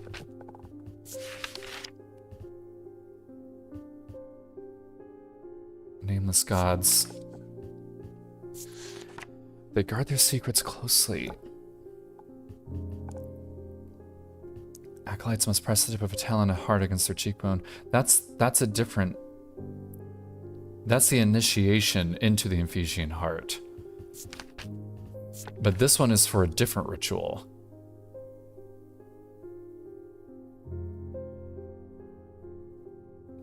Or maybe they're both used in the ritual? Well, this has black soot on it. I think it's this. Fire, heat, paralyzation. Yeah, okay, so that's a gris. Weird. Alumina. Okay, so this is a ritual object. Gris.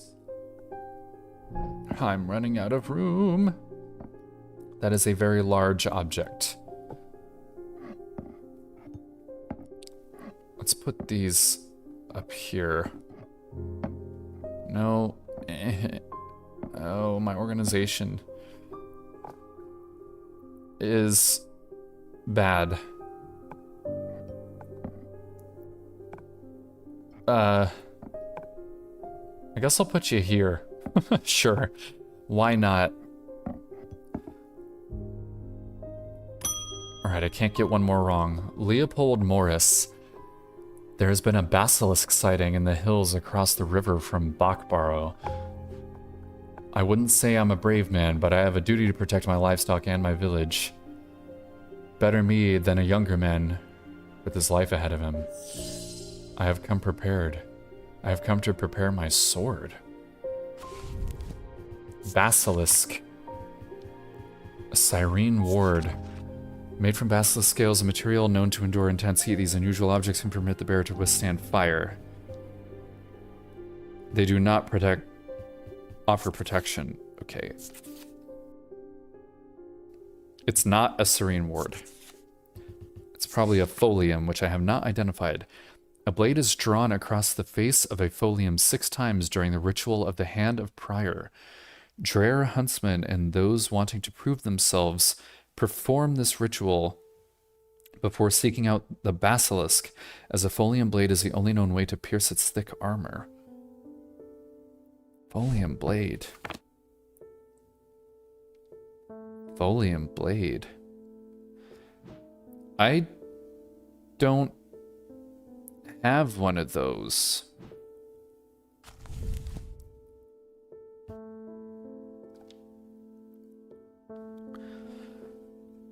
A blade is drawn across the face of a folium 6 times. A folium blade. Oh, so the blade has been foliumized by dragging. Okay, I think it's this. Yeah, okay, so that's a folium. Got it. Folium. And it's kind of a... It's a ritual object, I guess. My organization makes no sense. I'm very happy to admit that. It's not really helping me either. I guess it marks out the curses. They've escaped. At first, my patients grew agitated when I used the Gaudian siren, but then I had a breakthrough. Vivian Cartwright showed up. She seemed lucid, calm even. I made a stupid mistake and loosened her restraints. I don't know what happened, whether the siren stopped working or if perhaps it had never worked and she tricked me. But almost immediately she changed back and turned violent. Before I knew it, she had managed to free the others. We tried to stop them, but they fought their way out of the hospital. I have no idea where they've gone. Oh shit. It's happening. Okay, we've ended the day. I don't think I have any more secrets. We've only got 2 days left. Almost imperceptibly, the casket began to absorb the crepuscular power that had leached into the stone and the earth of its lightless tomb.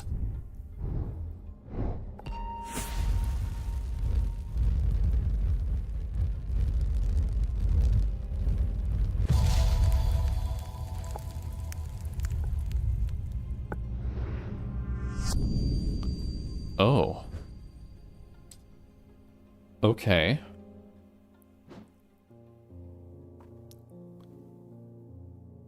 Interesting. So we do this until the clock is set to 3:30 with Well, voluptuous hand on 3, straight hand on 6. Okay.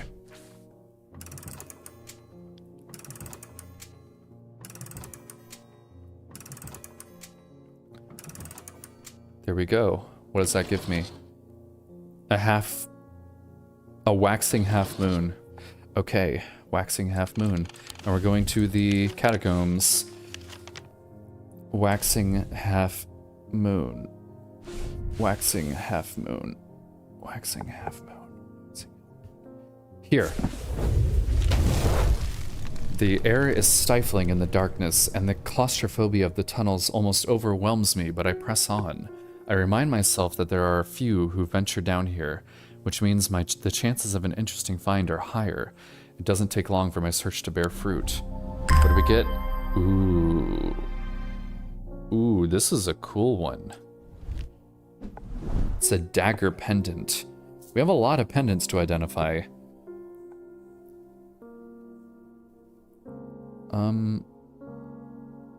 In fact, I guess I should rearrange a little bit. Okay, well, you can go there. You can go there. Nope. There. Even though you're a ritual object, so you should really have this. And then you go up there with them. You can go there. And you can go there. And then we can spread these out a little bit so I can see them better, because we need to be able to identify them quickly. I can just use these, use the labels, even though they're all smooshed together. Thaddeus again. The witherance was a terrible idea. It's only gone and made things worse. I wish Eli was back. He'd know what to do. Some years ago, a friend brought an item to me, a black casket, and I learned that it was a dark article. I should have brought it to Eli right then and there, but I knew he would want to destroy it. I'm a collector of things. It seemed too important to allow it to be destroyed, but I see how naive I was now. This casket is far more dangerous than anything I've come across before, and now I fear they are looking for it with their black eyes. Either I need to keep them out of the museum, or bring the casket here to Strange Antiquities and hide it in one of its secret places. Keep them out of the museum, or bring the casket here. A Dread Vivant or Illumina? A Dread Vivant? A Dread Vivant is the only way to handle some of the more dangerous artifacts. It can cipher power away from oneself for a time. The power rising up off a Dread Vivant is subtle but noticeably invigorating. These objects represent the balance of life and death, of good and evil, of hope and despair. Okay. Life and death. Life and death. Away from oneself. I think there's something that made me feel drained when I touched it. Okay, and what's the other one? Illumina. Lumina? Those are the little collectible power-ups in Expedition 33. Clair Obscure. Illumina, also called a moon pool or heart of tranquility, harnesses the power of the elements to create an aura of unease. They can be used to keep people away from places they are not welcome. There is a superstition among thaumaturges that says that Illumina should not be used when the moon is full. It is not known from where this idea came. It is not known where this idea came from. I said it the quote-unquote correct way by accident. Okay, a moon pool, a heart of tranquility uses the power. Well, I want it. I want it here so that I have control over it. So we're going to get a Dread Vivant. Oops.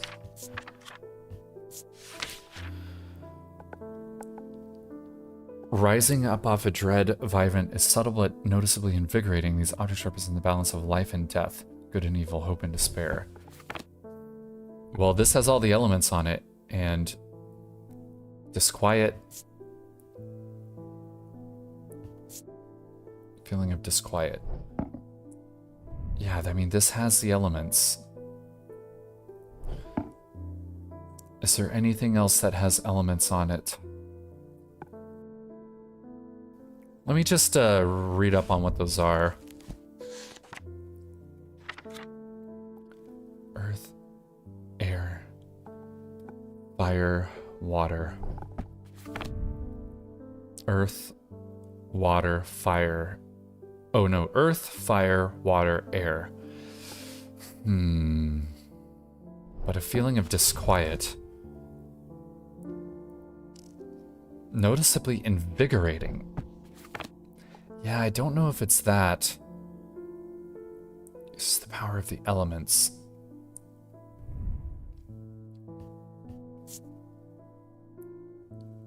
This is earth. Something very earthy. I find it unsettling. The eyes seem to pierce my soul. Smooth, raised detailing. Red clay. Green gemstones.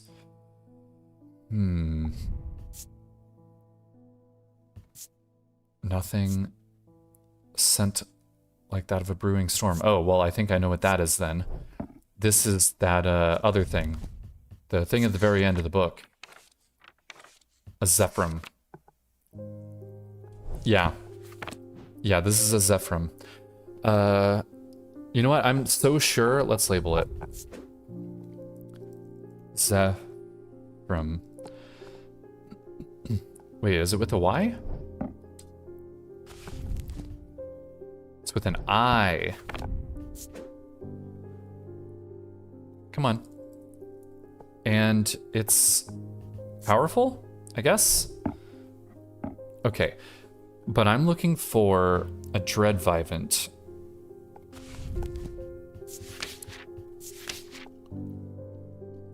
Siphon power away from oneself.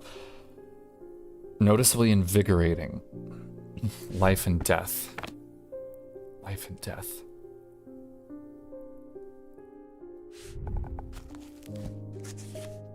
Amber is life.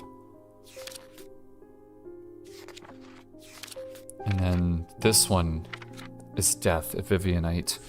So I don't think it's this.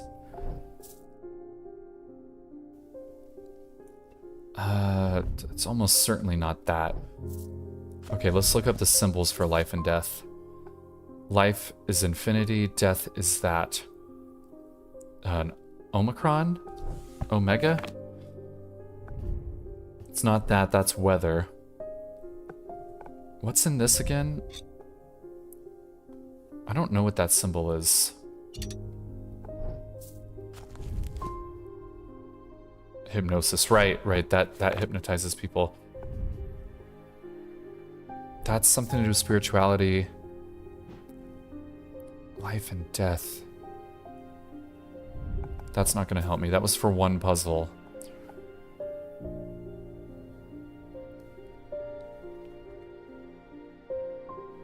I can feel the power coming off of it. Did it say power of the elements? No.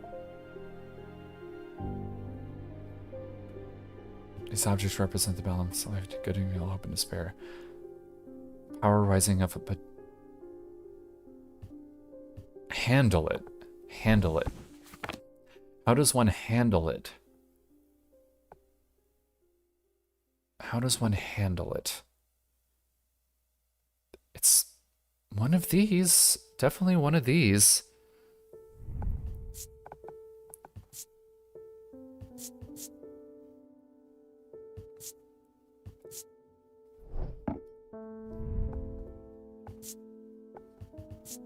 Not that. There's definitely something unusual about this item. I can't quite put my finger on it. Oh god. It feels unusual, not hot exactly, but energetic somehow. Oh god, I think it might be this. It is. Okay, a Dread Vivant.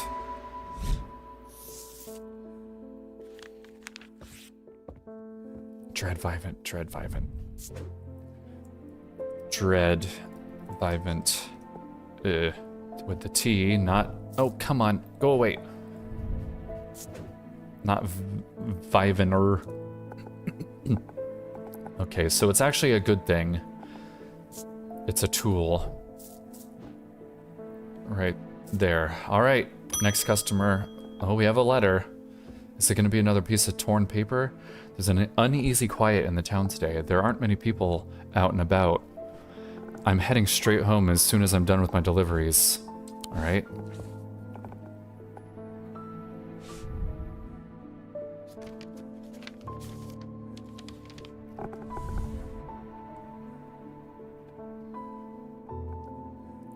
I have recently come into the possession of a number of texts on the subject of arcane artifacts. You're welcome to them if they are of any use to you. If I don't hear from you, then I will donate them to the library across the street. Okay, so they're across the street from the library. Where the library?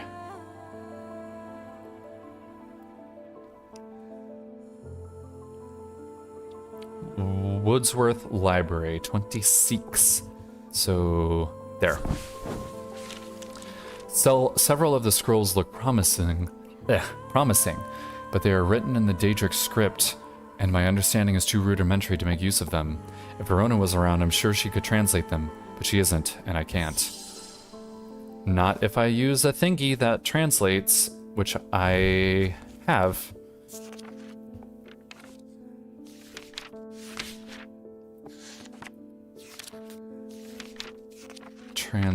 Translation, a Bibelia, right. A Bibelia. Bibelia, where are you? Where are you? I have too many things here. Oh, right, here you are. Boop, boop. The effect of the Bibelia makes my head spin, and I close my eyes tight for a moment as my mind catches up. The pages swirl and blur in front of me, letters and words floating in and out of focus. After a time, I find that I can read them, though it takes some effort, and I feel drained as I reach the end. Okay, I got a lot more things. Ooh, pass through solid matter. That's cool. Let's see what the fuck is happening next. Anna Bryant.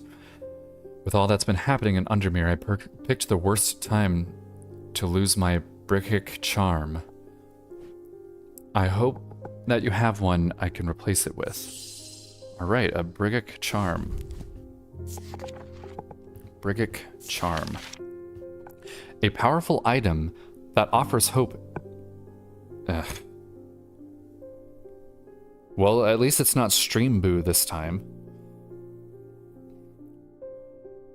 A powerful item that offers hope in times of worry, protection in times of darkness, and wisdom in times of uncertainty. It wields the power of the maiden, the mother, and the crone, the Wiccan triple goddess. Oh, I saw something about triple goddess. Yeah, it's a symbol of some sort. Triple goddess symbol.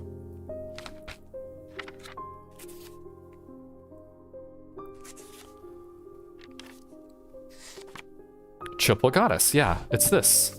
Boop, boop. A Brickic charm, alright.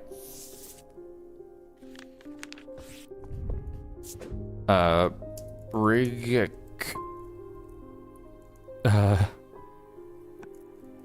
Charm. That was spelled very badly, but that's fine.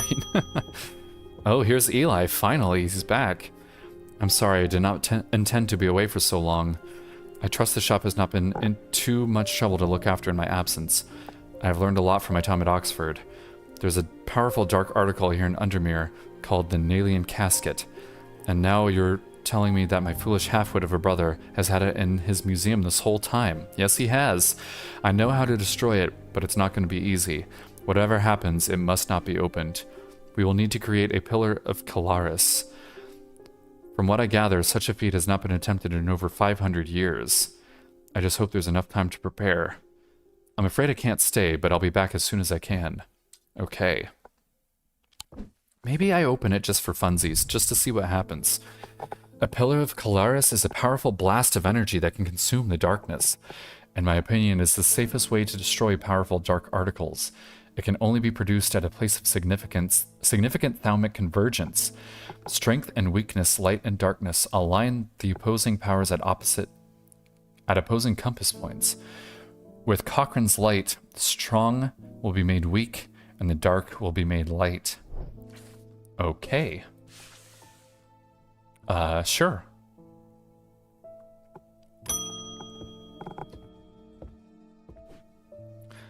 I have had my energy drained by some disturbing evil power.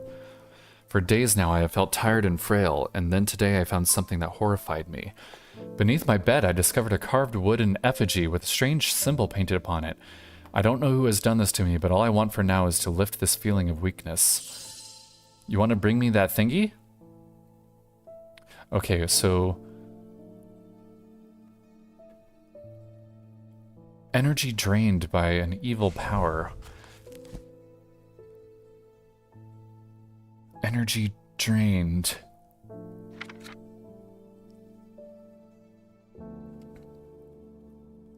Affects mouth and tongue.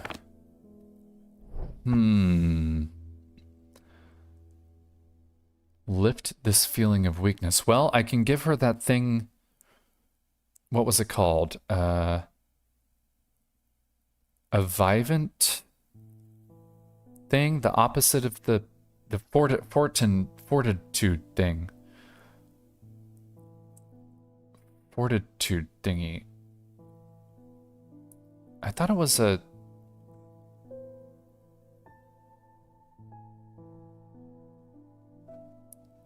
portent, right? It's called a portent. Folium. Oh, I can't remember where I put it. Portent. Portent. Was it an... oh, I've identified this. Okay. What is this paper doing in here? Get out of there. What was this? Oh, right, the text. Okay, well, you can go there. You can go there. You can go there. You go there. You go there. Okay. A fortenance. A stone iron, usually in the form of a small totem. Oh, here you are. Alright, Fortenance has been used. I hope she gets her strength back. Bring me the totem. It's been too long since I pet the cat. Oh! She's been through the ritual. I would like a bloodbeck. The nameless ones are restless. I'm ready to hear their voices. A bloodbeck. A bloodbeck. It was once thought that these objects could be used to commune with the dead, but it is now widely believed that such a thing is not possible. It is not known where the strange voices that emanate from the bloodbeck originate, but there are some who believe they are the voices of the nameless gods. Okay, so something that emits voices.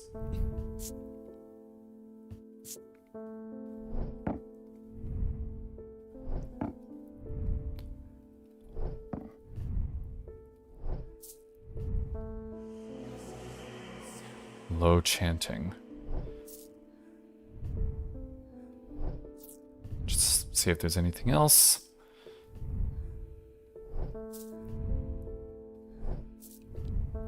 I mean, it was very ominous, so it's probably this. Dark purposes. A bloodbeck. Just be careful with it, lady. This is a bad. Oh, it's blood dashbeck. And this is a bad.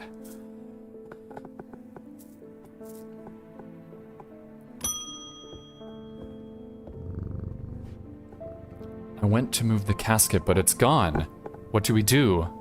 I heard Eli is back in town, but he hasn't come to see me, and if he's not there, then I don't know where to find him. Oh god, what do we do? Oh shit. We didn't get to it in time. My greed has betrayed me. Betrayed. Oh god, this is not good. Alright, it's happening. The end game. It festered and pulsated until I could no longer be contained. Some part of it reached out from the darkness, creating eyes so that it might find itself, and hands so that it might open itself. The casket wanted to be opened. Jesus.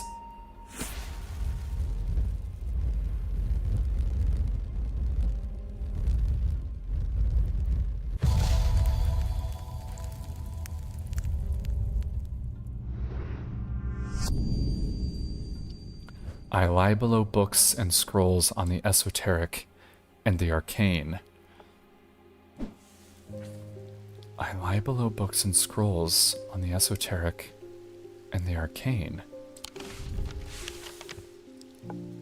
The library? Oh shit.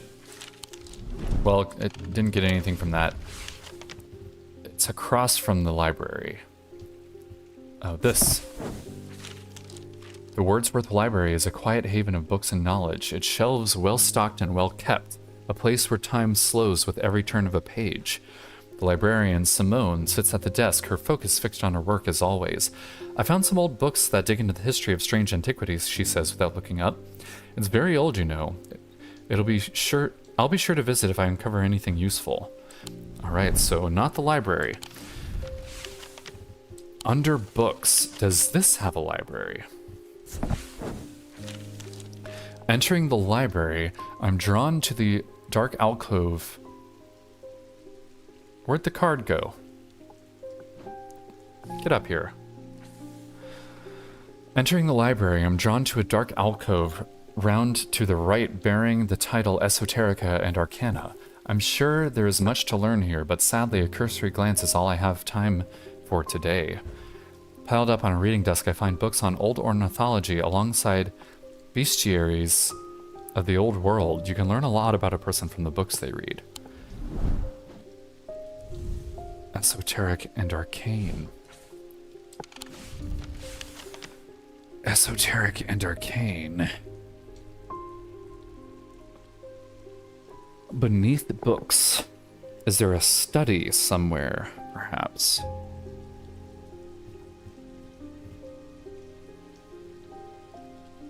He told me to stay out of the master bedroom. A grand four-poster bed dominates the room, but my eye is drawn to a portrait on the far wall. It depicts a brown-haired woman of simple beauty with a raven perched on her shoulder. Elizabeth, Edmund's late wife. At once I realize that I'm intruding in the personal space and leave feeling guilty and uneasy. Yeah, I got naughty points for that. Damn. Okay.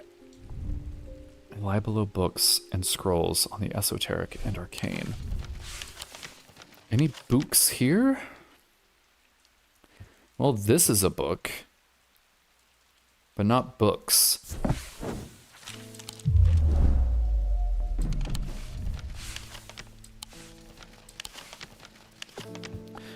Is there another library? Or a bookstore, perhaps?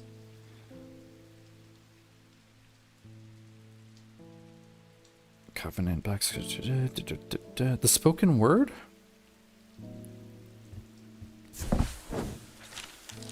Theater is in surprisingly good condition, given the rather ramshackle state of the rest of the town.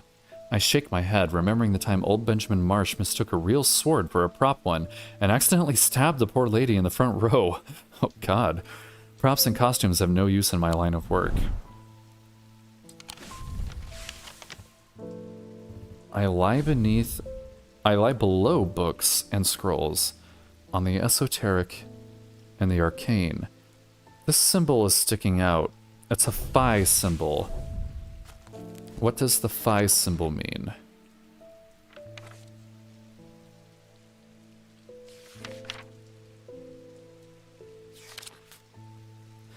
The phi symbol does not appear in the book. There is no phi symbol, or phi. I prefer phi. Okay. Museum of History. Let's go there.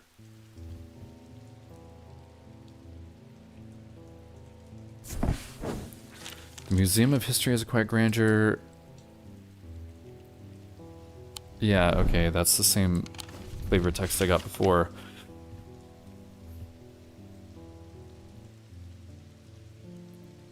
Wainwright Hospital, Heathwood, Lockhouse, Boatyard, Stockside Rock, the Old Jail, the Museum of History, Spoken Word, Keystone Manor, Market Square, the Twinings. A manor might have a library. Esoteric and arcane, though. Town Hall, Blacksmith's Guild, Covenant. The Pit, Mossy Wood, Golfrey's Tower, the Mary Bell, the Bleak Stones, Calgarth Hall, Woodsworth Library, Jacob's Folly, Undermere Church, Strange Antiquities. Yeah, there's no other library. Okay, this is kind of a difficult one. There's no other books here.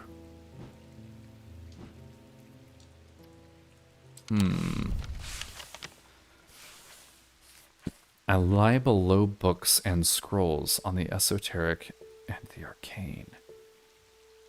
Well, I just came from a place that had scrolls. This was a mistake. Okay.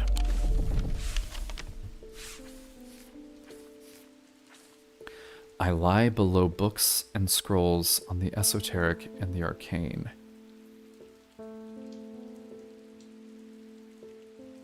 Below books and scrolls. Oh, it's in the room under the library. Here. That's why it showed me the magnifying glass when I went here. Okay, so it's in this little alcove area, which is here. So below that is this one. There we go. Okay. Solve all the clue cards. Cool. Is that a rare achievement? Probably not. No, half the players. Just under.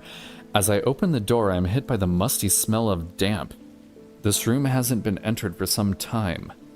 The corner of the room is piled high with scrolls of parchment and old books, but underneath the debris I find something of interest. Weird.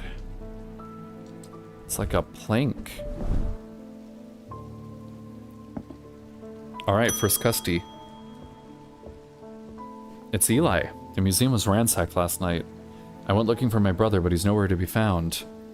The good news is they didn't find what they were looking for, thank God. I moved the casket myself and hid it here in one of Strange Antiquities' vaults. It's safe for now, but we can't leave it here for long. I have more to prepare, but I've left instructions on how to access the vault in the desk drawer. Okay. Well, I want to see. A candle that gives off no light. An anchor that has never touched the ocean. A finger, but not of flesh.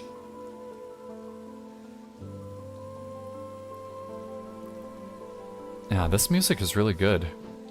Great job, devs and musicians. A candle that gives off no light. So we're gonna look for the word light. Oh, it's this. An anchor that has never touched the ocean.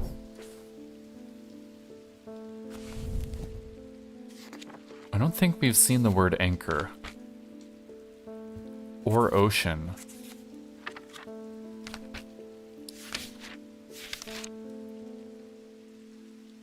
Yeah, but maybe water? Water shadow.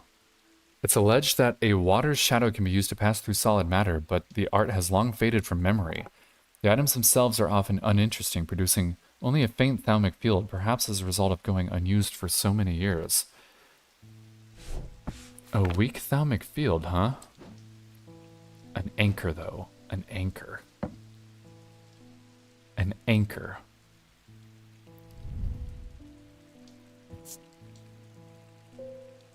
An anchor that has never touched the ocean. Anchor. Something that holds you in place? And a finger but not of flesh.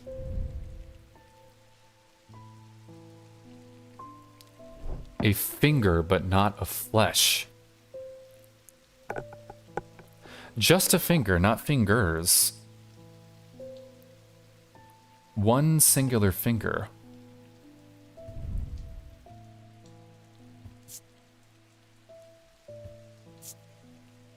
Sensation of power. An anchor that has never touched the ocean.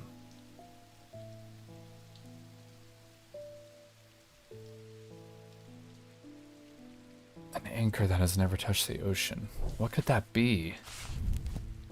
There's a lot of things to go through here.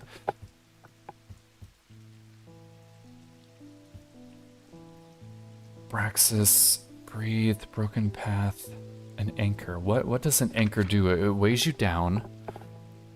It keeps you in place. It keeps you in place. So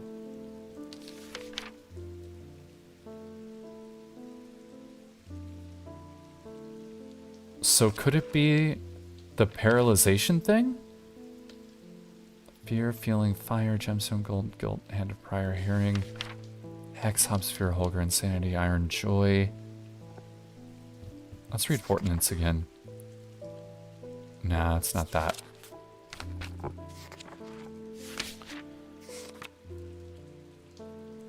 Levitation. Mind, moon, moonheart, nameless god's nightmare, noctic, noctic, excited, a shade, spirit, pain, path of the warrior, rock. What is this again? Cracking rock. So definitely not what I need.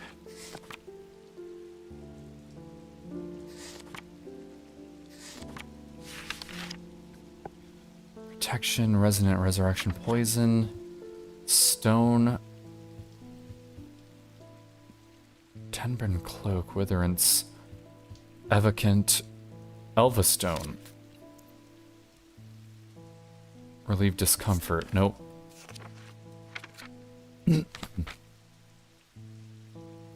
Sorry, the mute button didn't quite work in time.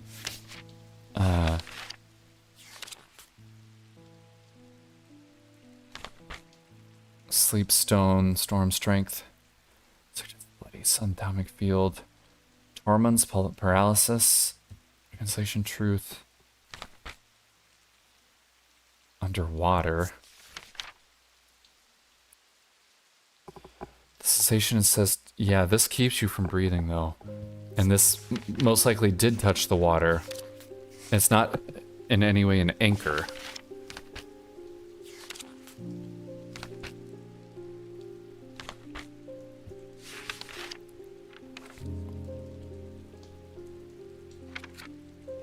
Vitality, Wandering Shroud, Water, Wind, Wisdom, Wolf Song's Truth, Wood, and Wixic. It might be the Wixic Chord. What's Binding Seed again? Amplifies feeling of guilt and shame. No, it's not that.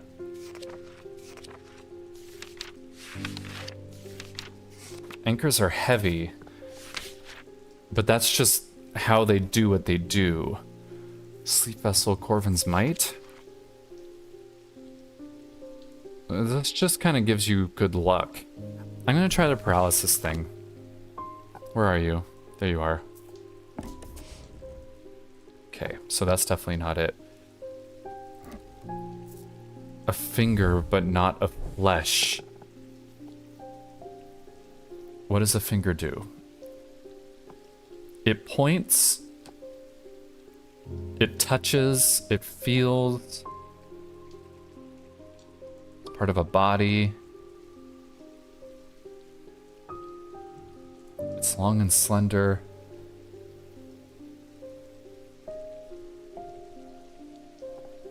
I guess I can just try things with fingers on them. Yeah.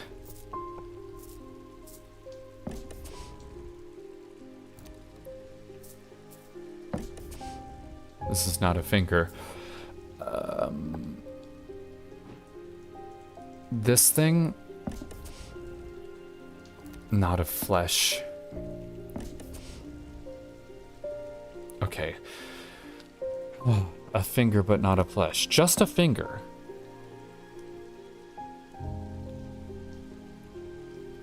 I don't believe the word finger appears in this either.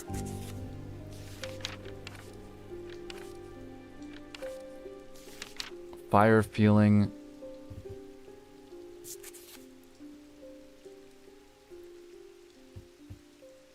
Crescent shapes, carved totems.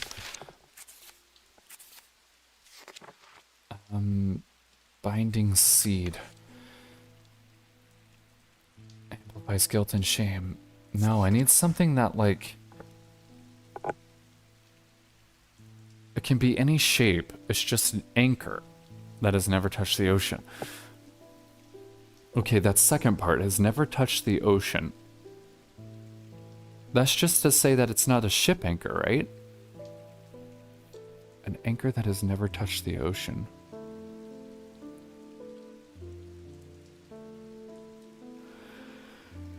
Do we have something that...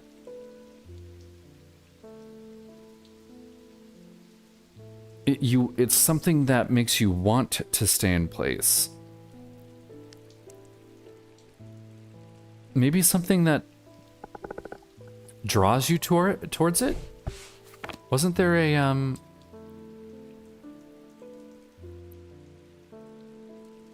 Gaudian siren? Oh, that I meant to put that. This goes here. Gaudian siren. Gaudian siren.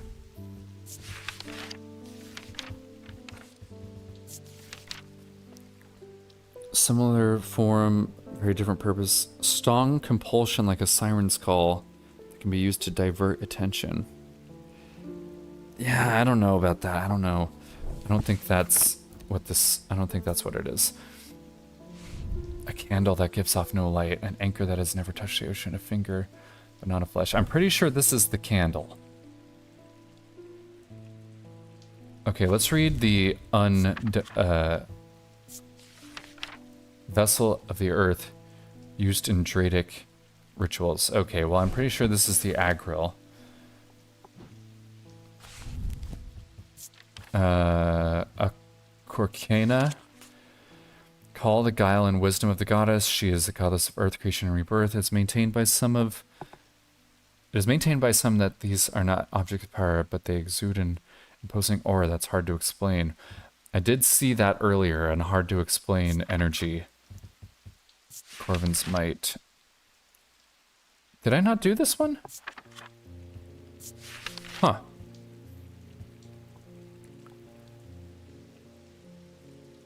When the warrior queen Corvin was trying to... Eagle's gift. An assassin's tool. Probably not that. Light of Corkin. No connection to the League of Ephesian Heart. They are objects of considerable power that can turn darkness to light, fear into joy. Okay. Morgan's Folly. A folly's symbol can be revealed to induce a trance-like state in anyone who casts their eye upon it, making them open to suggestibility. Yeah, I know. This is that hypnotism one. Not what we're looking for. Lumina.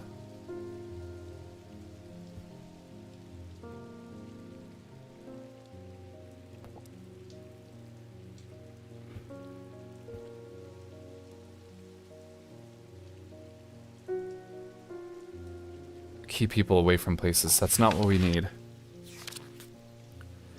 Pit breaks rocks. Shin. Oh.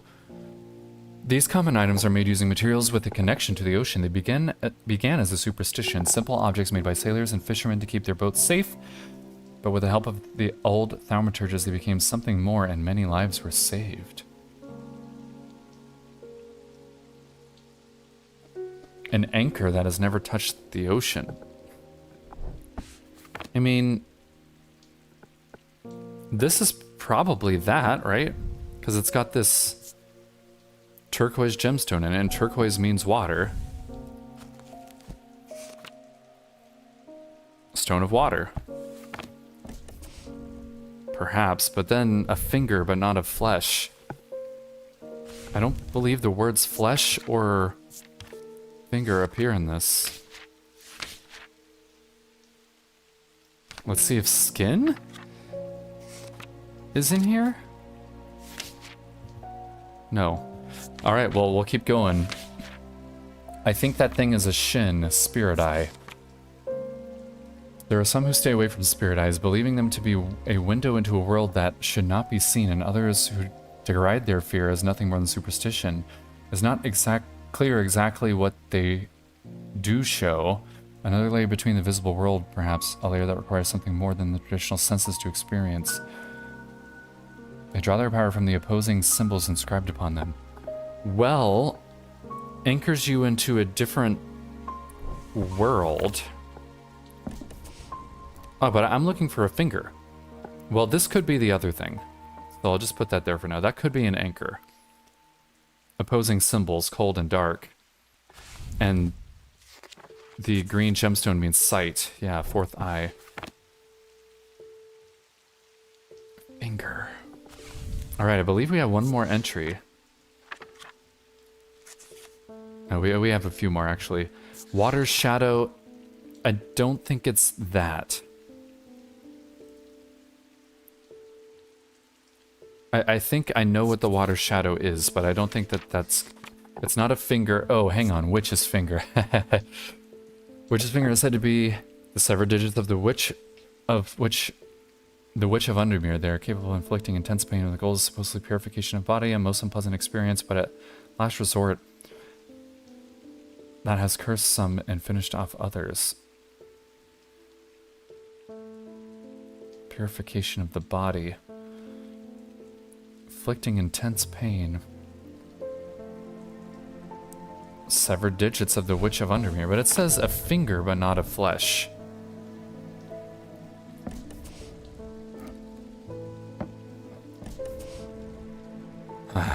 Okay. I mean, that's a little too obvious. That's why I don't think it's that. No idea what that is.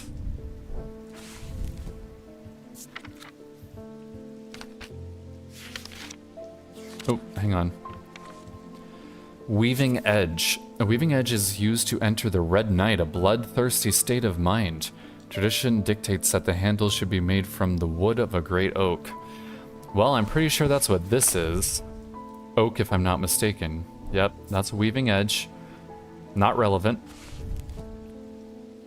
Hey, I love your streams, that's why I followed. I'd like to be friends and a supportive fan. Add me on Discord. Yeah, people don't just come out and say that, man.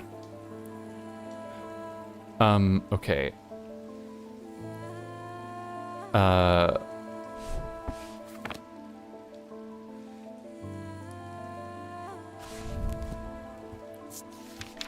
Go ahead and unfollow again if you want. That's a creepy thing to lead with. Warn about the neck to place it closer to the heart, since fear and paranoia can be difficult to remove. Oh, can be difficult to remove. They are made of any single material except wood or clay. Difficult to remove. Like an anchor. Okay, and then we need a finger. This is the more anchory than the other ones. And a Zephyrim. Yeah, storm. I know what this one is, but it's not a finger. Ugh, a finger. Ares remnant, no. Point, purifier, ward, link, hook. Elvastone, ethereal key, evocant, folium, fortinance, Garian siren, grace, gris. A libula? No. Oh, libula. No. A loam? Moonstone Guardian, Nephroquant. An Orford Spire. What is that? Oh, right. I know what that is. Ossic Ring. Ring goes on a finger. Yeah, no, that's not something I need. Restful Mether. Resonance Compass, Sextrum. Shadow Anchor, Shadow Hold. Oh, Anchor. Shadow Anchor. Duh. Others, Clutch Totem. Field from the individual branch. A Shadow Anchor. A Shadow Anchor. I found that recently. Shadow Anchor. I don't think I marked it blue. It's definitely not red. Shadow Anchor. Okay, that is the most anchory by far. Because it literally has it in the name. The last one, though. A finger but not of flesh. A finger but not of flesh. Anything with fingers. A finger but not of flesh. I mean, surely it's not so easy. The first one was easy. Candle. Ephesian Talon. Guard their secrets. Acolytes must tip of the talon against their cheekbone to the point of drawing blood to perform this act nightly. Sevens. Yeah, this is the Ephesian Talon. Does that mean this isn't the anchor? Let's try those other ones.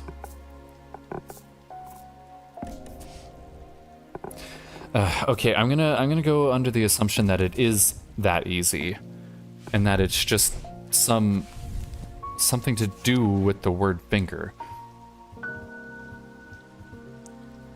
Hookstone, Kievicant, I have Holy Importance, Starian, Grace, Gris, Guise, Charm, Chamber, Shackle, Boon, Siphon, Heart, Libula, Light of Concern, Lumina, Boonstone, Guardian. What is a libula? That, I mean, it sounds like a part of the body. Libula. A bronze ritualistic... Oh. It told me what that is. I think I already knew that, though. Yeah, okay.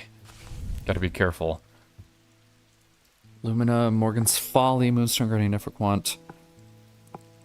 Orford Spire, Pit, Resonance, Wrestleness, Hold, Charm, Shimmer, Shin, Silent Breath, Sleep Vessel. I mean, Witch's Finger is here. Said to be the severed digits of the Witch of Undermere. They are capable of inflicting intense pain, but the goal is supposedly purification of the body. A most unpleasant experience, but a last resort that has cured some and finished off others. Witch's Finger. So this was one of the first choices I had to make, was whether to give someone a Witch's Finger or something else. It's not this. So it's got to be something I haven't identified yet.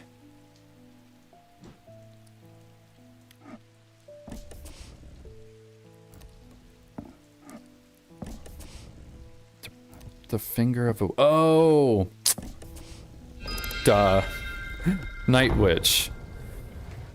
Finger. It's finger-shaped.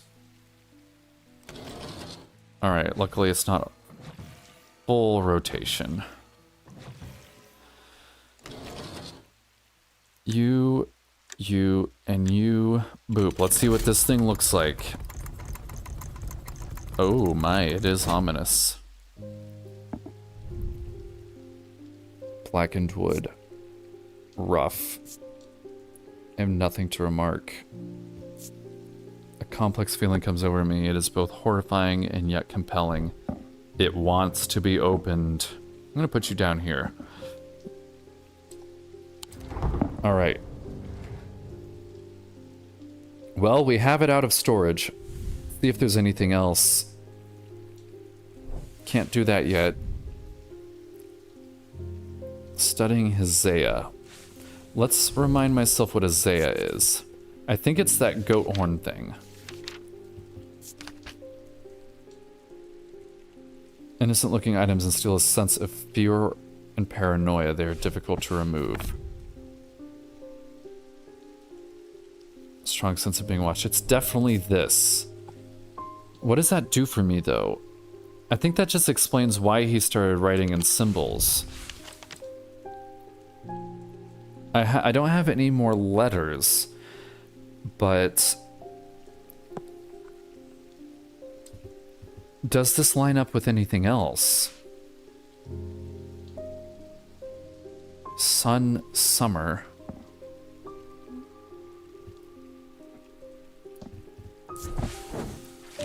Wasting my time.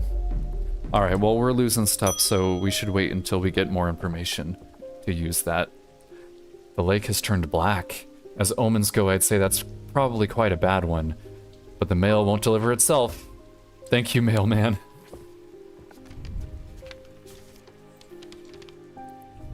I found this note in an old writing desk up at Gleeston Castle. Here it is. I expect it will mean more to you. Fear in autumn, rising in winter. It feels all too prescient as we hurtle towards winter and a terrible unknown fate. Okay, I knew there'd be another one. So, fear. Fear. Okay, fear in autumn, rising in winter. Fear in autumn, rising in winter.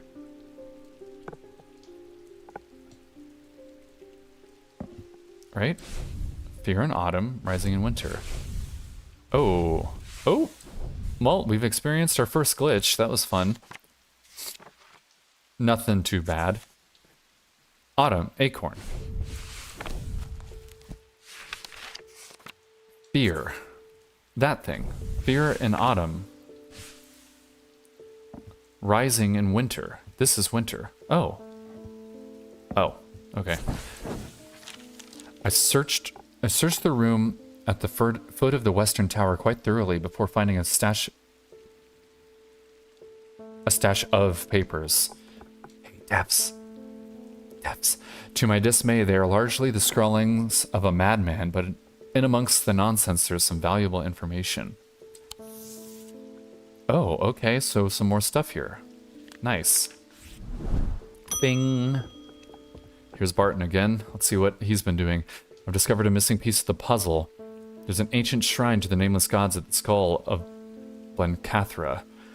It seems humanity tried worshipping them once long ago, before we learned how little they care for us. We must take the casket there. Whatever happens, we must not allow it to be opened. Okay.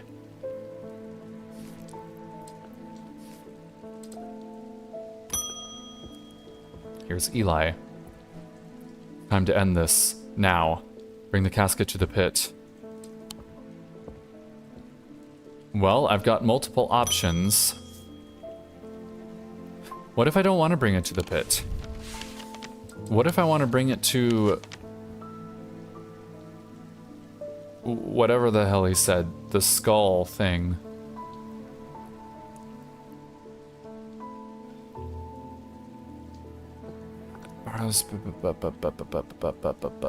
What was the... What did he tell me?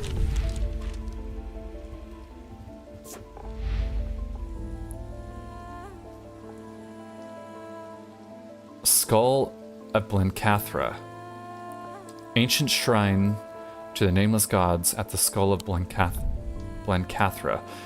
Okay, Blencathra is back here. Heart chamber. There is a vast skull in the catacombs. Okay, catacombs. Catacombs. A vast skull. Ah. Okay, here we go. Here's one of the endings. I meet with Baron Potter at the entrance to the catacombs. Ready? You have the casket? I do indeed. Boop it in. I show him the small black chest, and his hand moves up to rub the side of his eye moves it up to the side of his eye absentmindedly. Oh no! He's got one black eye! He's the guy from my dreams! Smaller than I remember. We begin our descent into the depths, down twisting tunnels and past silent tombs. It's hard going, and we pass the time deep in thought, only speaking when we need to consult the map. Finally, we come to a large cavern. Illuminated by our flickering torches is the giant skull of some long-dead, huge beast. Long-dead beast, huge and terrifying and ominous, the skull of Blencathra. It is too big to have found its way through the tight tunnels, so it is not clear how it got there, but we don't have time to ponder that now. It soon become apparent that our journey has only just begun. The skull marks the entrance to a new system of tunnels, ones that are not marked on our map. We trudge onwards, deeper into the earth, trying not to think about the pressing weight of rock above our heads. Stop! He says it so abruptly that I nearly drop the torch in panic. Then I see it, a terrifying chasm in the path ahead. By some trick of the shadows, and with my mind elsewhere, I had come close to stepping out into nothing. This is going to be tricky. At first, I don't see how we can get past this obstacle. The gap is too big to jump, and attempting to traverse it would be too dangerous. Then I remember the items I have with me. Surely there's something I can make use of. Yeah, there's something that levitates. Levitation, levitation, levitation, levitation, levitation, dataless link. Surprisingly lightweight, the design's very better. Bird. Bird. Board.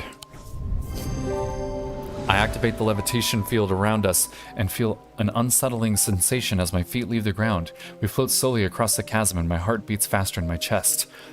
It is tempting to race across the other side and feel solid rock beneath our feet again, but a dataless link requires a delicate balancing act and must be used slowly and carefully. We reach the other side with great relief and continue on our way down the narrow corridor.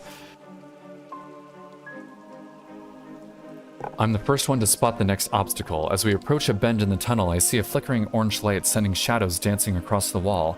Peering around the corner, I'm confronted by a bright light that my eyes struggle to adjust to. A wall of intense flame fills the passage from floor to ceiling, an impossible bright yellow-orange fire swirling and billowing and roaring in place where it should not be. I watch mesmerized for a moment, trying to work out where the fire is coming from, before being forced to retreat from the heat. What is it? I explain our hopeless predicament, and as I do, I realize that perhaps it is not hopeless after all. Perhaps there's a way through.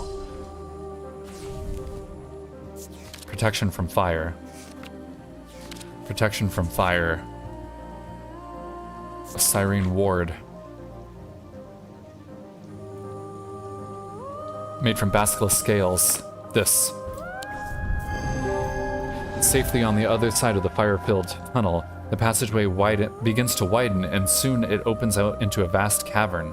Ancient stalagmites reach up towards delicate stalactites that spear down from the ceiling far above. It is strangely warm, perhaps heated by the same unnatural fire that we have just come through. In its center sits a dark pool. Its black depths are featureless, the flickering torchlight offering no reflection upon its surface. Blencathra's basin. What do we do now?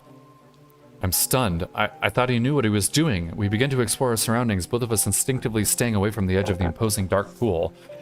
We scour every corner of the cavern, looking for some clue as to how to proceed, but after a lengthy search, we find nothing. My companion is growing impatient.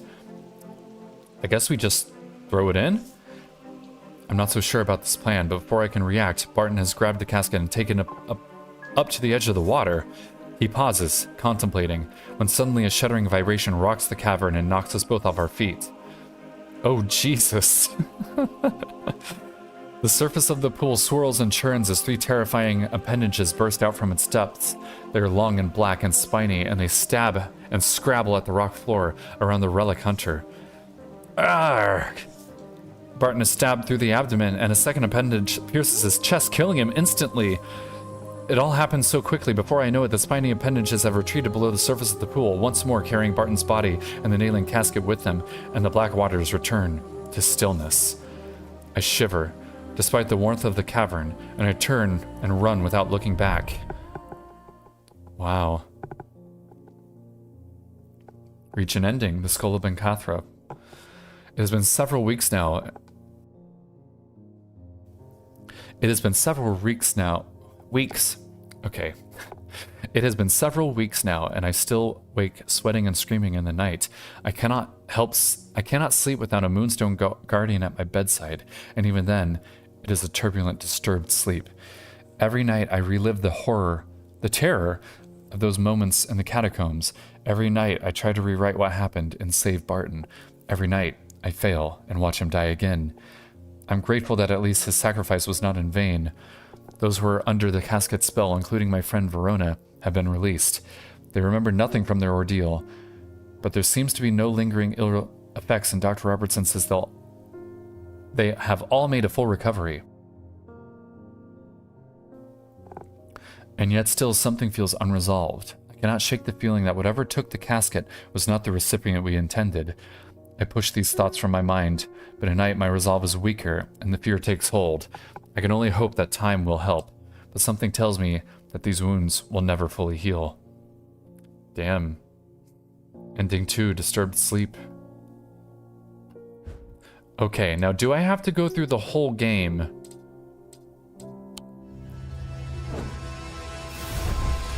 to get the other endings? No, I don't. Okay, I just have to go through the day again. Oh, wait, this is the epilogue.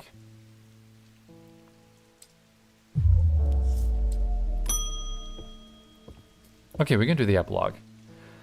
My father is suffering from Morgan's insanity. His doctors have given up on him, but Dr. Robertson told me there might be a way to save him. She said it might be possible to stop the infection spreading by cutting the poisonous thoughts from his mind, but she said it was beyond her skill. Okay. Morgan's insanity. A poison of the mind.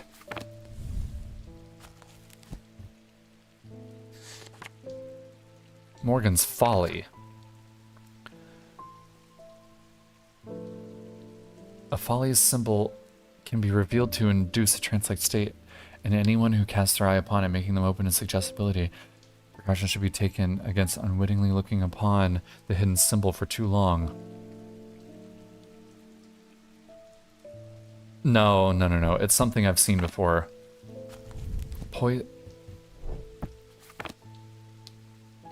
Stop the infection from spreading by cutting the poisonous thoughts from his mind. Oh, right. This is the cutter thing. The thing I fucked up that woman's mind with. It's under the mind thing, which is like one of the biggest entries. Hopefully I can remember it. A diverging hook. Carve thoughts from the mind of another. Yes, a diverging hook. You. Boop. Boop.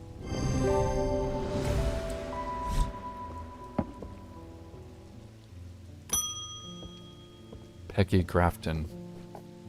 There's an old hermit living out past Wast Water who barely comes into town. He brings me lists now and then for odd things. This time he wants something that will pull water from thin air. No idea if he's mad or onto something, but I'd ask around. Pull water from air. Maybe those new things I got. All the way to water, come on.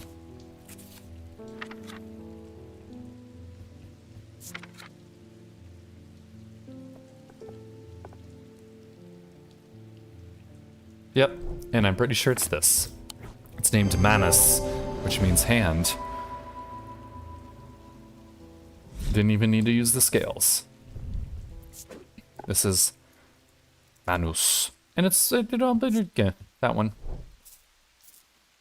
It's kind of full, but it works.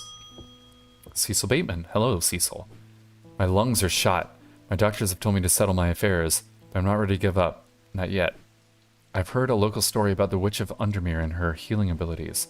They say it's dangerous and painful, but sometimes it works. Oh god. You don't want to do that, man. That would be the Witch's Finger, which is... where'd it go? Oh, it's back here.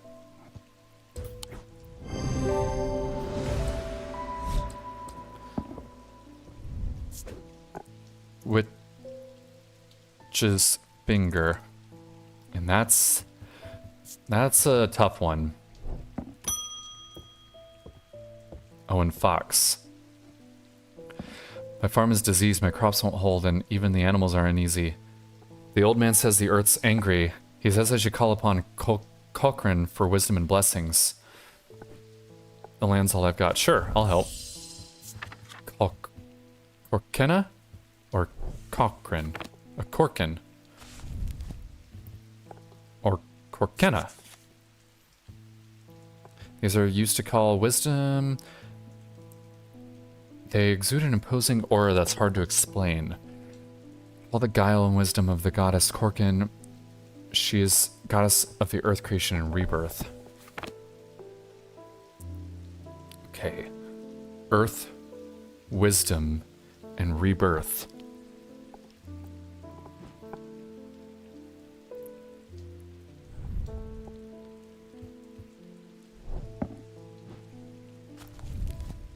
Corkena. They exude an imposing aura that's hard to explain. Okay, well... An aura that's hard to explain. Aura that's hard to explain.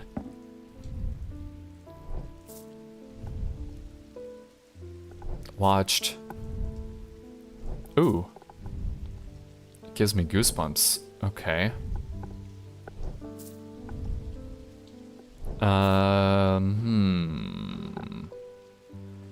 An aura that's hard to explain.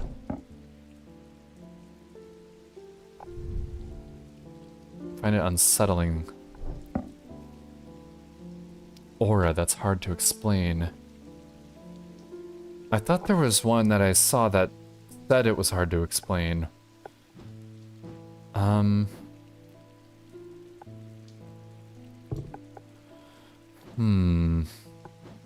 And what's this one? Bishop Square. Yeah. I think there's more puzzles to solve there. There might be one more at the end of the epilogue.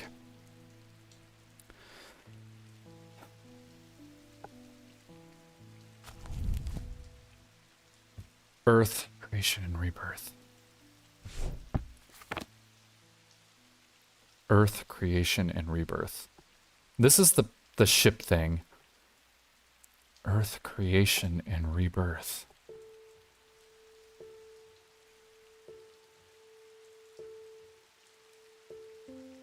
Earth, creation, and rebirth. I mean, I don't think it's that. This is another thing. That's an agril.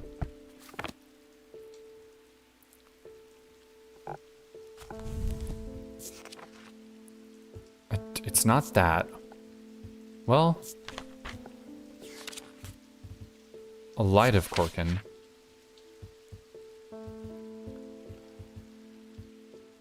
Darkness into light, fear into joy. That's not what he wants. Morgan's Folly. Well, I can just try some stuff. Perhaps it's got to be something I have.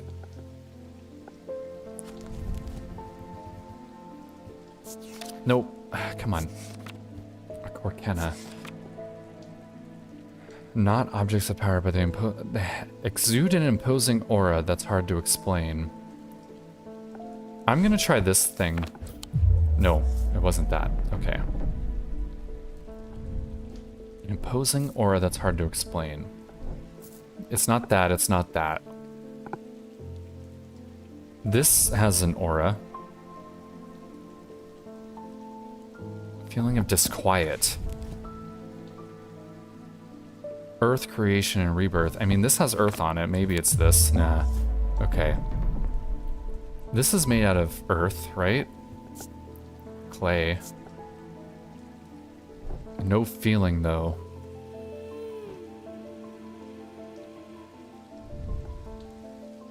Unsettling? Okay, it was that. Okay.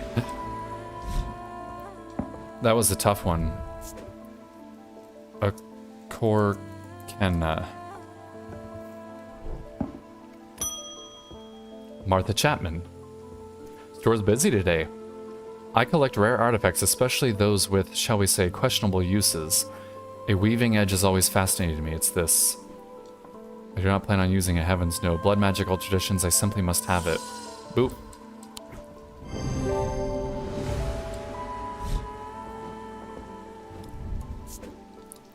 Weaving edge. And I don't think that's a good one. Alright, we can pile all these together now. There's enough room, and we can separate some of these. Maybe I should put them all up here, and these guys can go down here.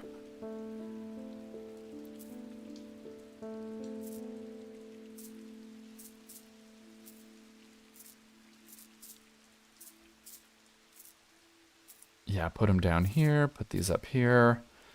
This can go there, that can go there, there, move this down there, this goes up. These can spread out a little bit. Cool, all right, more organized. Good kitty. I've read the tales of Caleris from cover to cover. Oops, I was surprised to learn of some of the powers he could wield. Did you know he could walk through walls? I read that he used a water shadow, but that we have lost the knowledge of how they work over the years. I don't expect he'll get very far with it, but I'd like to study it all the same. I'm pretty sure it's this. It was not that. I don't know why I thought it was that. Water's shadow. Oh, right, because of the thalmic field. Items themselves are often uninteresting, producing only a faint thalmic field, perhaps as a result of going unused for so many years. Okay, faint thalmic field. Let's open this up. Let's just try some stuff. That's not faint. Don't think it's this. It's not faint. I don't think it's that. This has a weird energy around it. It is faint, though, so it's possibly that. This is that ship one. It's not faint. It's not that. It's probably this. Let's see. Yep. All right, cool. Water's shadow. Water's shadow. Okay, and that's one of those. You can go up there. Let's put you together, and let's put the bad ones down here. Behind this cupboard. New customer. My boy is sick. His dreams are heavy, and he's preoccupied with death. Darkness is growing in him. I need to see the light. A light of Cochrane. All right. We're getting these all finished up. Despite appearances, these Noctic items have no connection to the objects of considerable power that can turn darkness to light, fear to joy. Darkness to light, fear to joy. Considerable power. Corkin's light. Corkin's light. Noctic. Okay, well that helps. So Noctic of the night.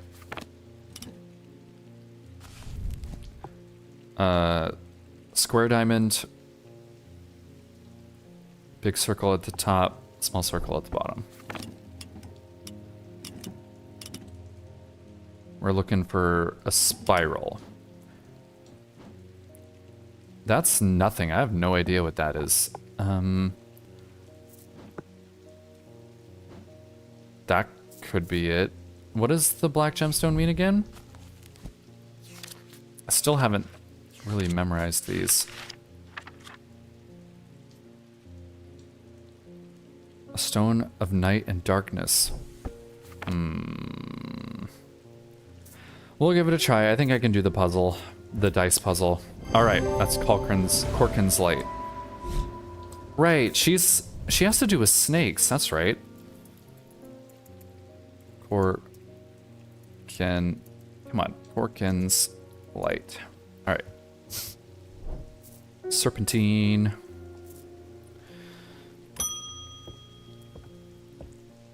Actually, this is a good thing. This is a just straight up good thing. Let's put that there. I've been studying old texts, references to things hidden beneath the surface of our world. They mention the use of a spirit eye to see beyond the black veil. It's something I'd like to experience for myself. Yeah, okay, beyond the black veil. Right. I remember reading this, because I've read all of them now. Spirit eye. Stay away from spirit eyes. Symbols inscribed upon them. So, just... Oh, wait. Opposing symbols, it's this. This is a spirit eye.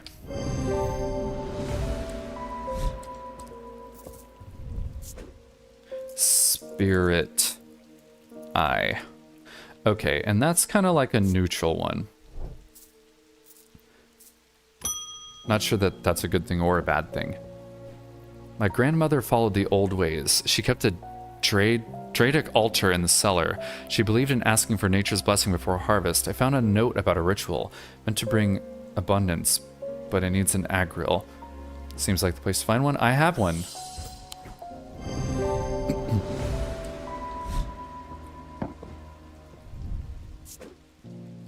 Agril, 2 L's. And this is kind of a, again, it's a ritual one, so yeah, that goes there. I work the riverbed searching for stones, amethyst jades, and maybe Vivianite if I'm lucky. It's hard to spot them in the muck. But I heard about these remnants that make you feel the glimmer through the dirt. Worth a shot. Make you feel the glimmer through the dirt.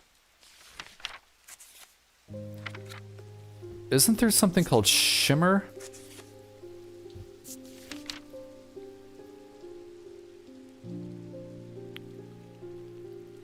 Yeah, no. Not that.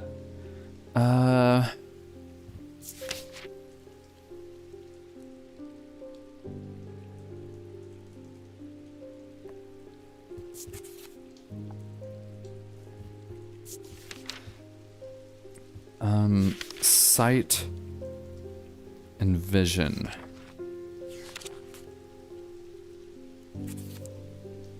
Sight and vision.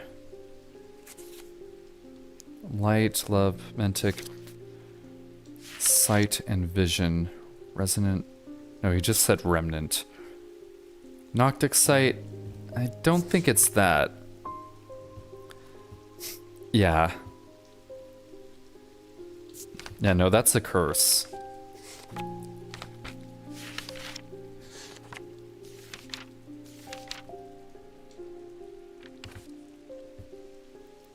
Sight, no. Sight or vision, vitality, wisdom, Wixic. Breathe. This is breathe underwater.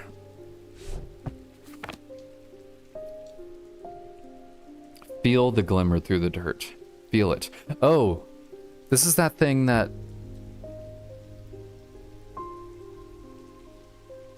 made the woman feel the color. Yeah. Yeah, what was that?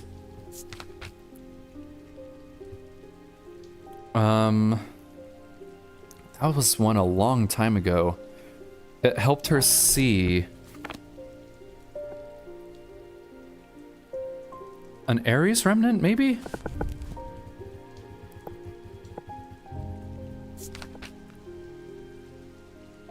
Yeah, felt through touch. Mm-hmm. It's this. Boop. Okay.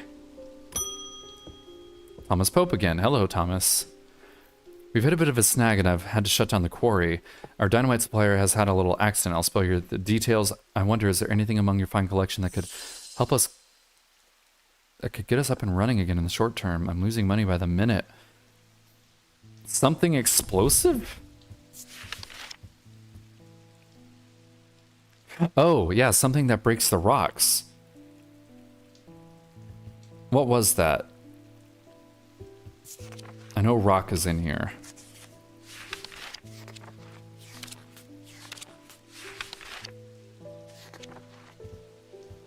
Rock. It's a pit. Right, pit.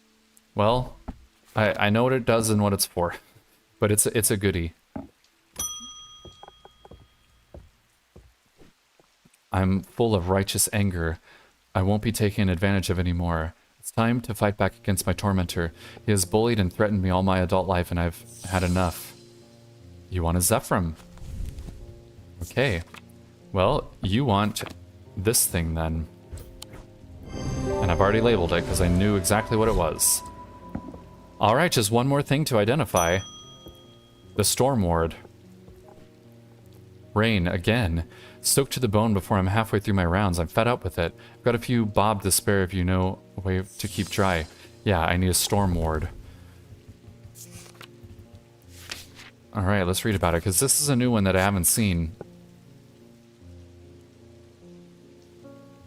These simple items supposedly grant a low level of protection against the elements, but this author has personally become soaked to the bone and one too many downpours to trust those claims. They're made from metal, typically bronze or iron. It's you. Identify all the items.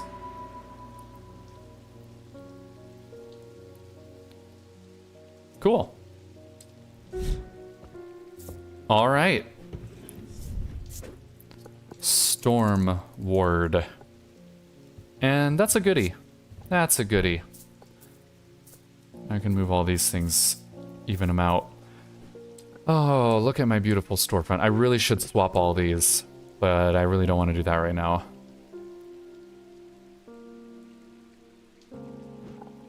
You know what? This is used in rituals too. Let's put that there. Make it yellow.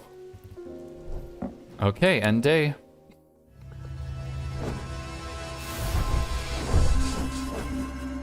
That was the epilogue. Now let's see if we can get another ending. I'm gonna go follow, oh, right, I know exactly where that is. It's right here. Boom, boom, boom. Okay, boom. Got that.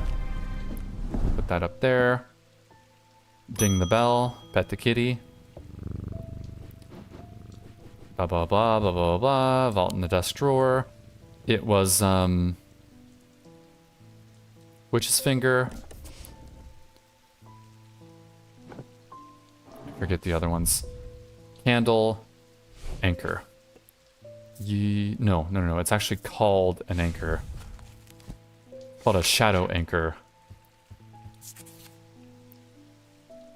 Pendants, clutch totems. Shadow anchor, shadow anchor. Right, this thing. And then, shit. Come out here. Come on out here. Candle, right, candle.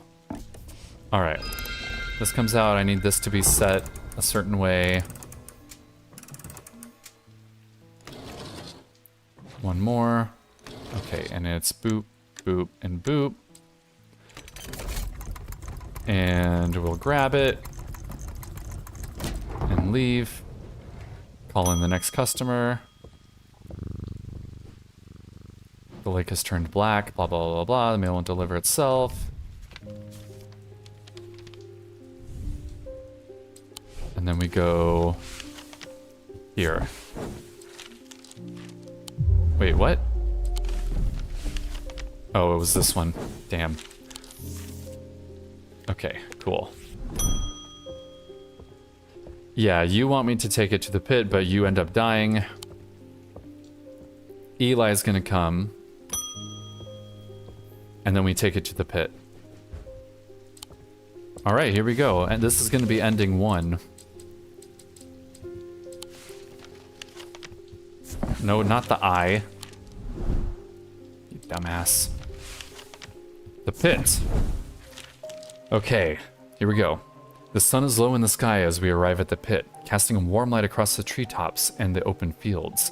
A solitary raven cries out from the tree line, and I look to the skies, but they are empty. The pit itself is an ominous sight that the otherwise serene atmosphere can do nothing to diminish. It is a scorched black hole, perhaps 5 meters in diameter, that has an unnatural look to it. This is the site of thalmic convergence. No simple thing to destroy an object of this kind. We need to set up opposing powers at opposing compass points. Strength and weakness, light and darkness. And finally, we need a light of Korkin to bind them. Okay. Well, a light of Korkin, that was,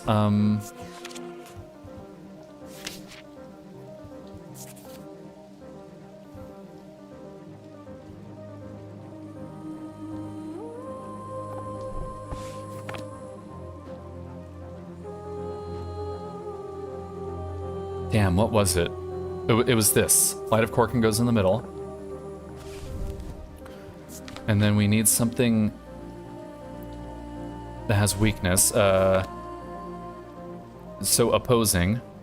Fortinance and the other one. Witherance. And what were the other two? Back to text. Light and darkness. Okay, well this is light. And dark. We need something with dark. Shadow hold. The manifestation known as creeping dark pulling of... Oh wait, no, this is... This holds the dark. We need something... Dark article? No, it's not that. Darkness? Yeah, light of her. Veiled fen. Pit.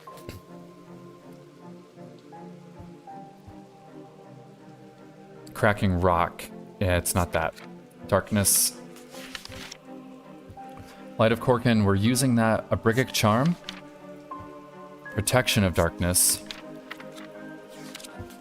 Veiled fen.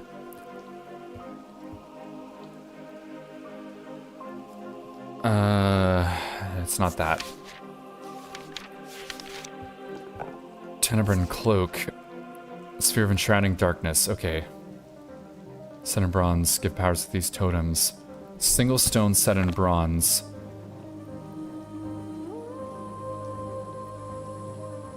Single set in bronze. Single stone set in bronze. Oh right, Tenebran cloak. Eli inspects my work. His face shows little emotion, but he seems satisfied. By now the sun has finished setting, and only a hint of red afterglow remains in the darkening sky. The raven croaks his mournful cry once again, but this time there's a reply, and then another. I look up and see several dark shapes circling above. Quickly now, they're here. I spin around to follow Eli's gaze, and my pulse quickens as I look out across the field. A large group of shadowy figures is walking steadily towards us. We can't see their faces at this distance in the low light, but I'd be willing to bet that every one of them has pools of midnight for eyes. In the sky above, the ravens continue to grow in number, and their caws and cries grow louder and louder. I look down at the black object in my hands. Such a small thing, and yet its seductive power is impossible to ignore. It wants to be opened. Suddenly, it feels inevitable. The casket, now! But I'm not sure I want to give it to him. Oh shit! Well, we have two choices here. I'm going to do this one first. The wave of intoxicating power washes over me, but I hold strong against it. I hand over the casket, and together we begin activating the items arranged around the pit. Working as fast as we can, it still takes longer than we'd like. And when I look up again, the thaumaturge has fear in his eyes. It's not working. He is clutching the light of Korkin, but it is lifeless in his hands. Such a shame. I turn to see the occult scholar. Her eyes are black, and she has a dread vivant in her hands. Where did she get that? Not from Strange Antiquities, I hope. She must be using it to dampen the power of the light of Korkin. We will take the casket now. It will be opened. All around us, the black-eyed mob shrieks and cheers, jostling and shoving and tripping over one another in their frantic race to reach the casket. Those at the front are nearly upon us. All hope is lost. But the thaumaturge thinks faster than I do. He quickly activates a daedalus link and floats across the pit, clutching the casket. The mob around me pays no attention. They only have eyes for the casket. Eli begins to speak, quietly at first, and then rising in volume until he is almost shouting. I'm no longer afraid.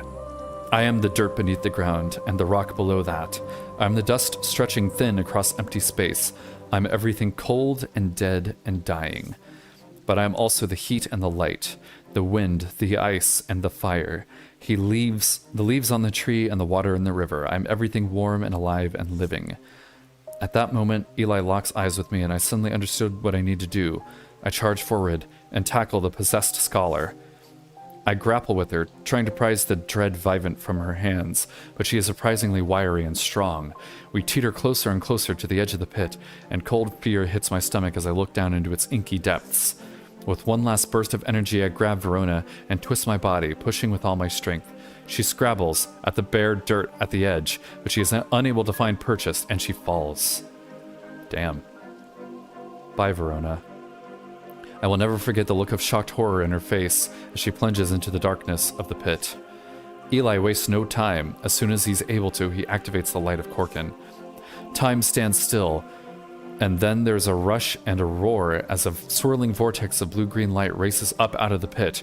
The full force of Eli strikes, and he's obliterated by its power. God damn. Eli dies too? The casket is sent soaring up into the night sky, where it seems to hang for a moment, turning slowly in the air until, with a shrieking, splintering crash, it shatters into 1,000 pieces, and then there's nothing but smoke and the smell of ozone, and all is quiet. Eli's death has hit me hard in the aftermath of the events at the pit. Without his sacrifice, the casket would have surely been opened and devastation and horror unleashed on the world. But it is Verona that keeps me up at night. I have spoken to her daughter, Simone, and she does not blame me. But I can't help replaying it over and over in my mind, trying to will a different outcome into existence. I fear I will forever be haunted by it. It has been some small comfort to learn that those who were under the casket's spell have been released. They remember nothing from their ordeal, but there seems to be no lingering ill effects, and Dr. Robinson says they have all made a full recovery. So still not a great ending. Ending 7? Oh my. That's a lot of endings.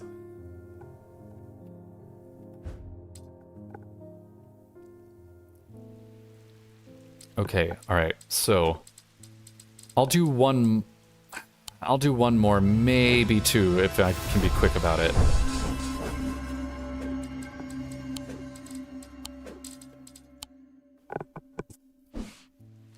Alright, so we go here.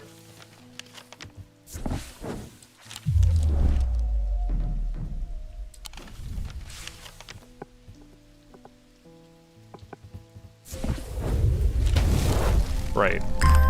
Did the wrong one. Alright, you go up there. Ding. Eli. You put the casket in the box. Mailman gives me a letter. Tells me it's here. Some notes. And then this guy. And then I have to get this out. It is, oh god, it's this, and then this, and then this.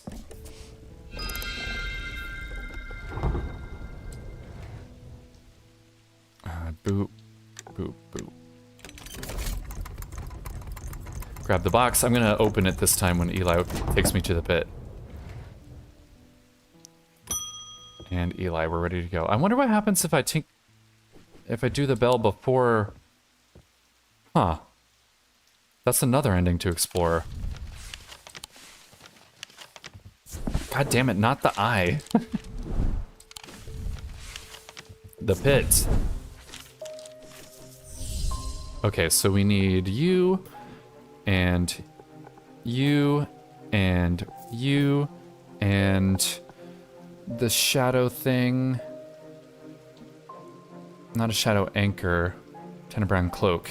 And then this. Nope. Okay. I don't want to give it to him, so I'm gonna use this on him. Wixit cord. I bring up the Wixit cord as the thaumaturge realizes what's happening. He lunges at me, but he's too slow. His body stiffens and falls to the ground. I'm surprisingly calm now that I have given in to the casket's dark power, but a raucous chorus of shrieks and cries breaks me from my reverie. The mob is upon me. As I look out at the manic faces baying for blood, my gaze lands on one that is calmer than the others. I'm surprised to find that I recognize her. It's Verona Green, the occult scholar. Wait. The apprentice begins to understand. She holds up her hand and the group comes to a stop, all staring at me with their lifeless black eyes. You see now, it's inevitable. The casket will be opened. I barely hear her. My mind is filled with one thought only. Slowly, savoring the moment, I reach down and open the clasp that holds the Nalian casket shut. The mob cheers, but I don't even notice. Time slows and the rushing roar of my own heartbeat fills my ears. I open the casket. Dark power flows through me. The rhythms and worries of my former life are meaningless to me now. It's hard to remember even what they were. Devastation and darkness surround me, but I feel nothing. Why should I care? Even the nameless gods bow to me now. I am immortal. I am powerful. I am a god. Okay, ending 8. Cool. So we've gotten 2, 7, and 8.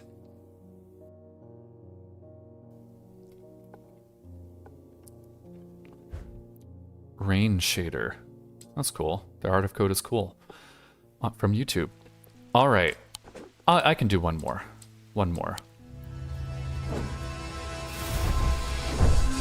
And I think I know which one to do.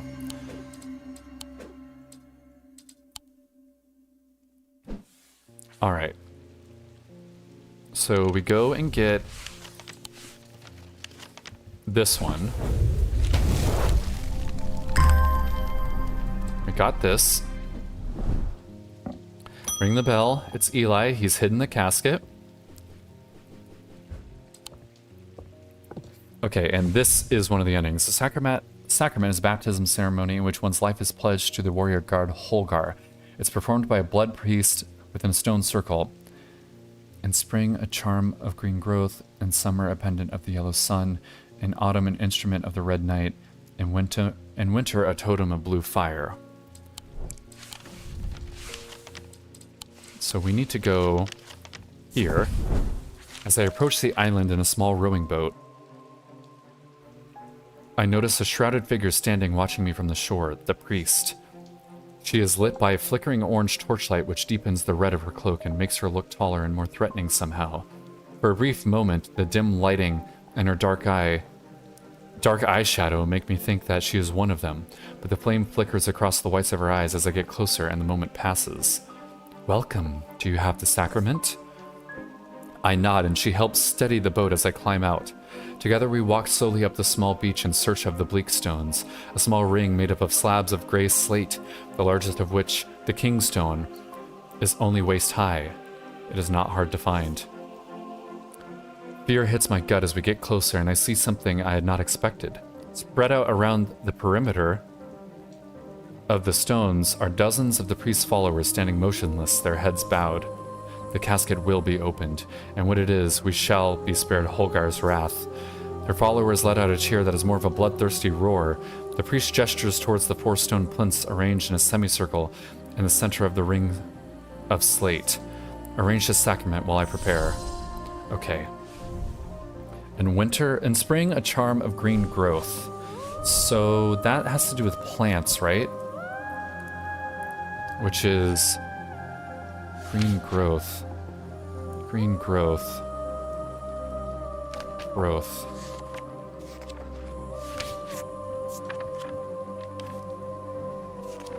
Growth.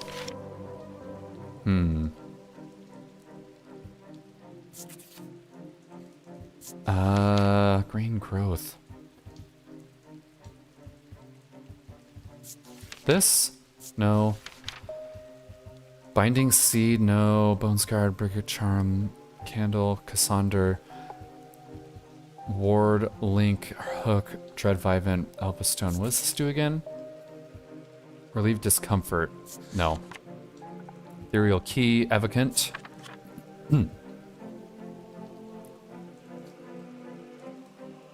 Coma. Eye of Cernunnos. What does this do again? Enter the mind of lesser creatures. Guardian Siren, Grace, Gris. Guise of Lillian.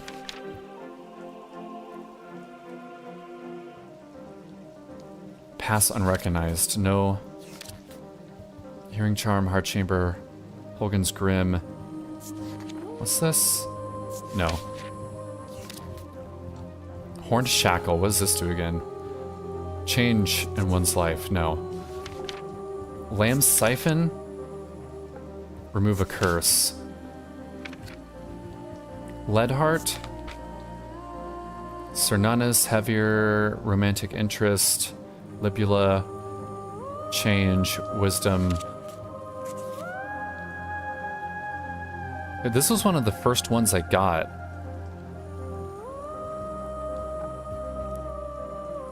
Orford Spire. I don't think it's this. Vitality and clarity of thought. Ossic Ring.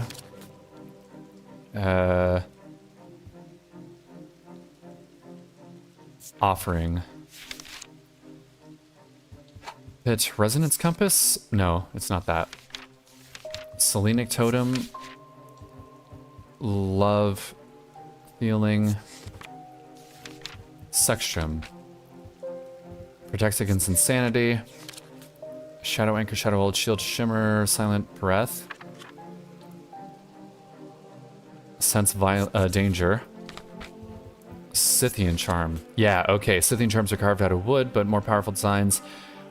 Stubborn plans to thrive. Okay, Scythian Charm. Quite cold, warm, and tingly while it's raining. Well, it is raining right now. What was that called? Scythian Charm. Scythian Charm.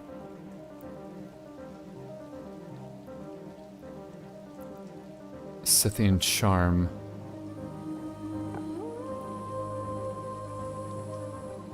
Scythian Charm. And where does this go? Spring. That's this one. Okay. Pendant of the Yellow Sun in summer. Instrument of the Red Knight, right, the Red Knight. That's something to do with rage. It puts you into a rage. And I think this one is the one I haven't figured out. Weaving Edge. I know what this one is. It's this one. And that is Autumn. Okay. Totem of Blue Fire. That's this. Alright. As I begin preparing the sacrament, the priest has built a small pyre of tightly packed wood, about waist high next to the largest of the stones. I hear a raucous cry and then another and another. I join the congregation and look up to see a swirling mass of black shapes, ravens. The priest produces a mask from within her cloak and places it over her face. The imposing atmosphere builds in intensity, and I take a deep breath to calm my pulse. Let us begin. As she says these words, the damp pyre erupts into flame, whether by some trick or magic I couldn't say, but the priest, with her torch, is some distance away. Her dark eyes sparkle behind the pale mask. Great Holgar, I bring you light and life. I bring you spring and summer, autumn and winter on this day of reckoning. A rhythmic chanting begins to sound across the circle, and now, the casket. Her eyes lock with mine, and I feel suddenly weak under her gaze. She reaches a hand out unexpectedly. How does she know I have the casket? The chanting dies and is replaced by odd whispers as the acolytes catch on. I flounder, not knowing what to do, but I decide the only thing I can do is surrender to her power. Alright, so I gotta get the casket out. So we gotta put this there, and witch's finger there. And I believe it's this, and this. Put it down here. Don't knock it off, kitty.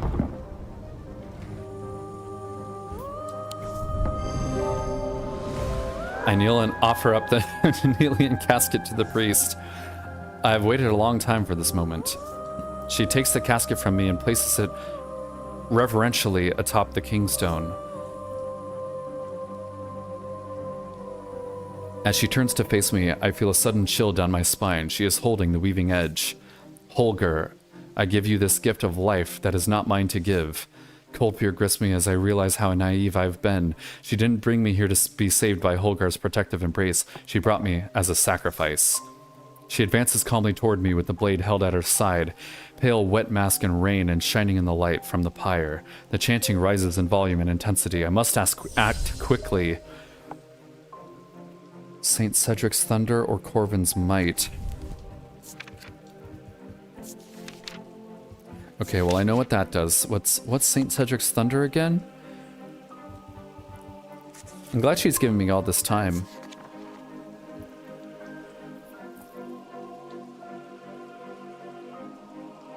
Used to store the power of a single thunderclap. Well, that sounds cool. Let's do that. Saint Cedric's thunder.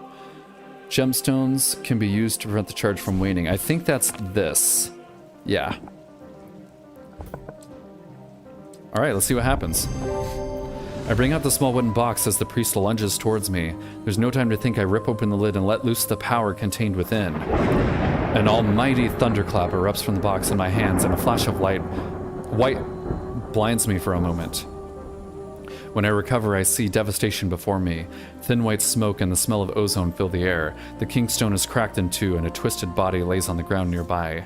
But to my horror, the priest is unharmed. Standing next to the wreckage of the kingstone and her fallen acolyte, she whirls towards me with madness in her eyes, her red cloak swirling behind her like a wave of blood. I try to run, but strong arms grab me from behind, and I'm unable to move. Great Holgar, whose rage is endless, we offer you this blood of the sacrament to prove our devotion to you. Protect us from what is to come. The last thing I see in this world is the priest's exultant face, eyes wide behind the horned skull mask, as she brings the knife sweeping down and plunging straight into my heart. Oh wow, so I die in this one. Okay. I wonder what happens if I use the other one. The casket has been opened, the priest performed the sacrament with the blood of the sacrifice, and her congregation was spared. But they soon learned that Holgar's bloodlust was never sated, and he cared little for them. It's only a matter of time before they turn on their leader. My part in the story, such as it was, is over. In the end, I was led astray by the promise of a dangerous fanatic, and I have paid the price. Ending 3, okay. And all these people have been turned.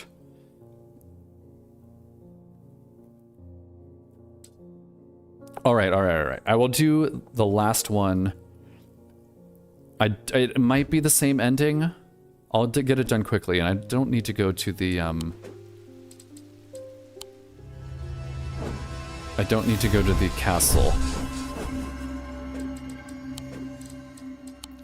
All right, one last one. And I might unlock the other ones just for funsies off stream. All right, Eli, he put the casket behind. All right, I'm just gonna go grab that right away.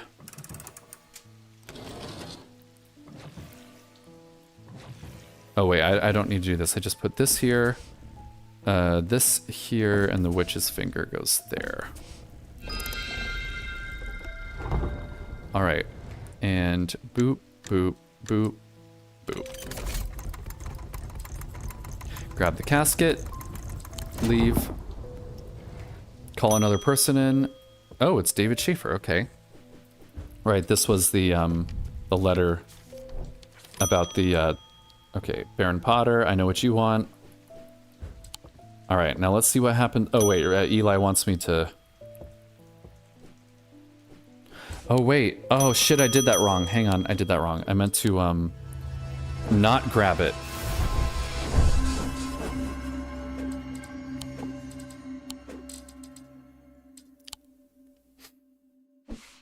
Okay, all right, so we'll try this again.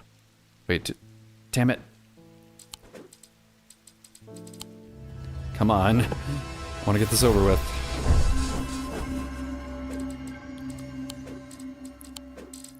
This one. All right, call him in. He hid the casket.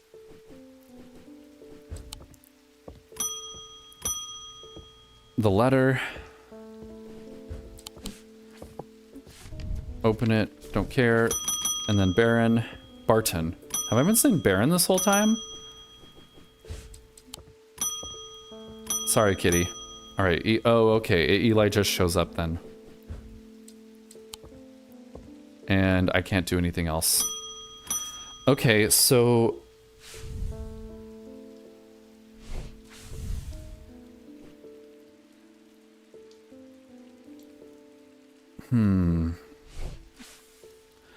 What is ending number 1?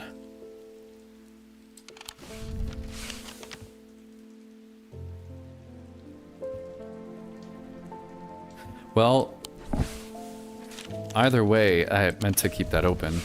I'm gonna do this again and use the other thingy. Okay, so you go there, you go there, you go there, and what's winter again? Yeah, blue totem. Totem of blue fire. Alright. And then she wants to stab me. Oh, she wants the casket, right? I gotta get the casket. Ugh.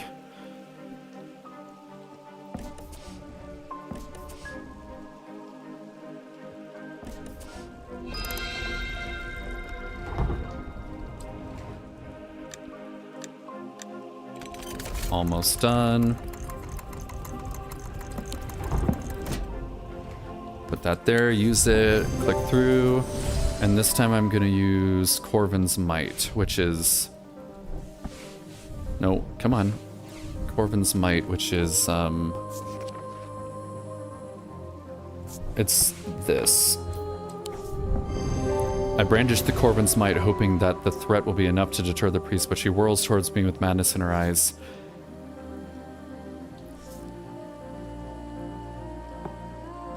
Oh, she lunges at me faster than I'm ready for, and I barely manage to avoid the blade as her arm comes scything towards me. On her second attack, the weaving edge plunges into my shoulder and I cry out in pain, but somehow I keep hold of the bloodstone totem in my other hand. With one last desperate act, I conjure Corvin's power and direct it at the crazed priest. There's a bright flash and I am sent reeling backwards. The priest crumples to the floor, dead. A cheer goes up around the circle and I'm horrified to see an acolyte run forward and dip the weaving edge into the priest's blood. I shudder to see their coldness laid bare. These people do not care. What the hell, OBS? Alright, I think OBS just connected for a second. The acolyte takes the dripping red blade and plunges it into the casket, and the world goes black. Oh, the casket has been opened. We fulfilled the sacrament and were spared, but the priest dead. The spell has been broken and the congregation has begun to splinter. I was never really one of them, but there are some who look to me for leadership now. They seem to think I am more dangerous than I really am. I shudder to think what will happen when they find out I am not. Alright, ending 4. So ending 1 has got to be where I save everyone. But... Wood cutie. I don't know how to get that.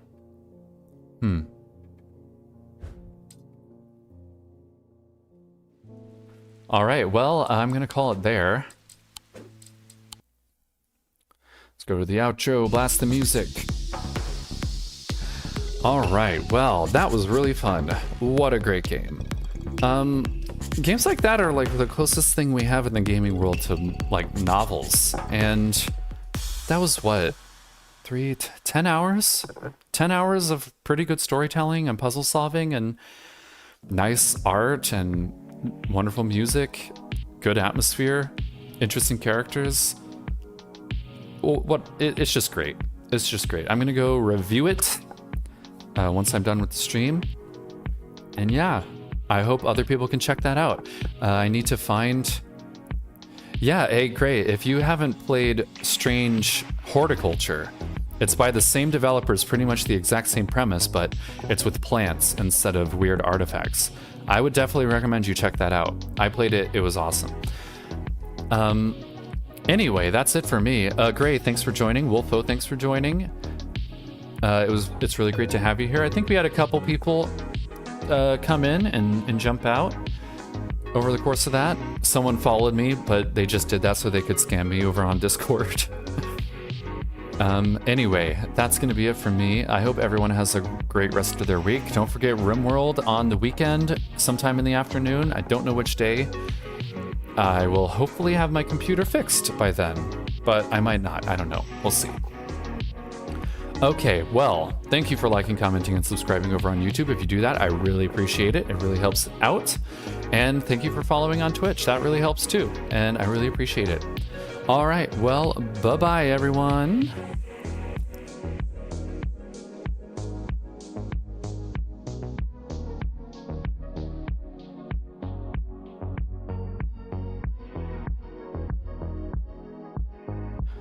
Oh, and I forgot to mention, if anyone has any more recommendations as to what game to play, I'd love to hear it. Someone recommended me The Art of Reflection, which I really enjoyed. So yeah, I'm happy to play anything anyone recommends. I don't know what I'm doing next Tuesday. I'm done with this game, so give them to me.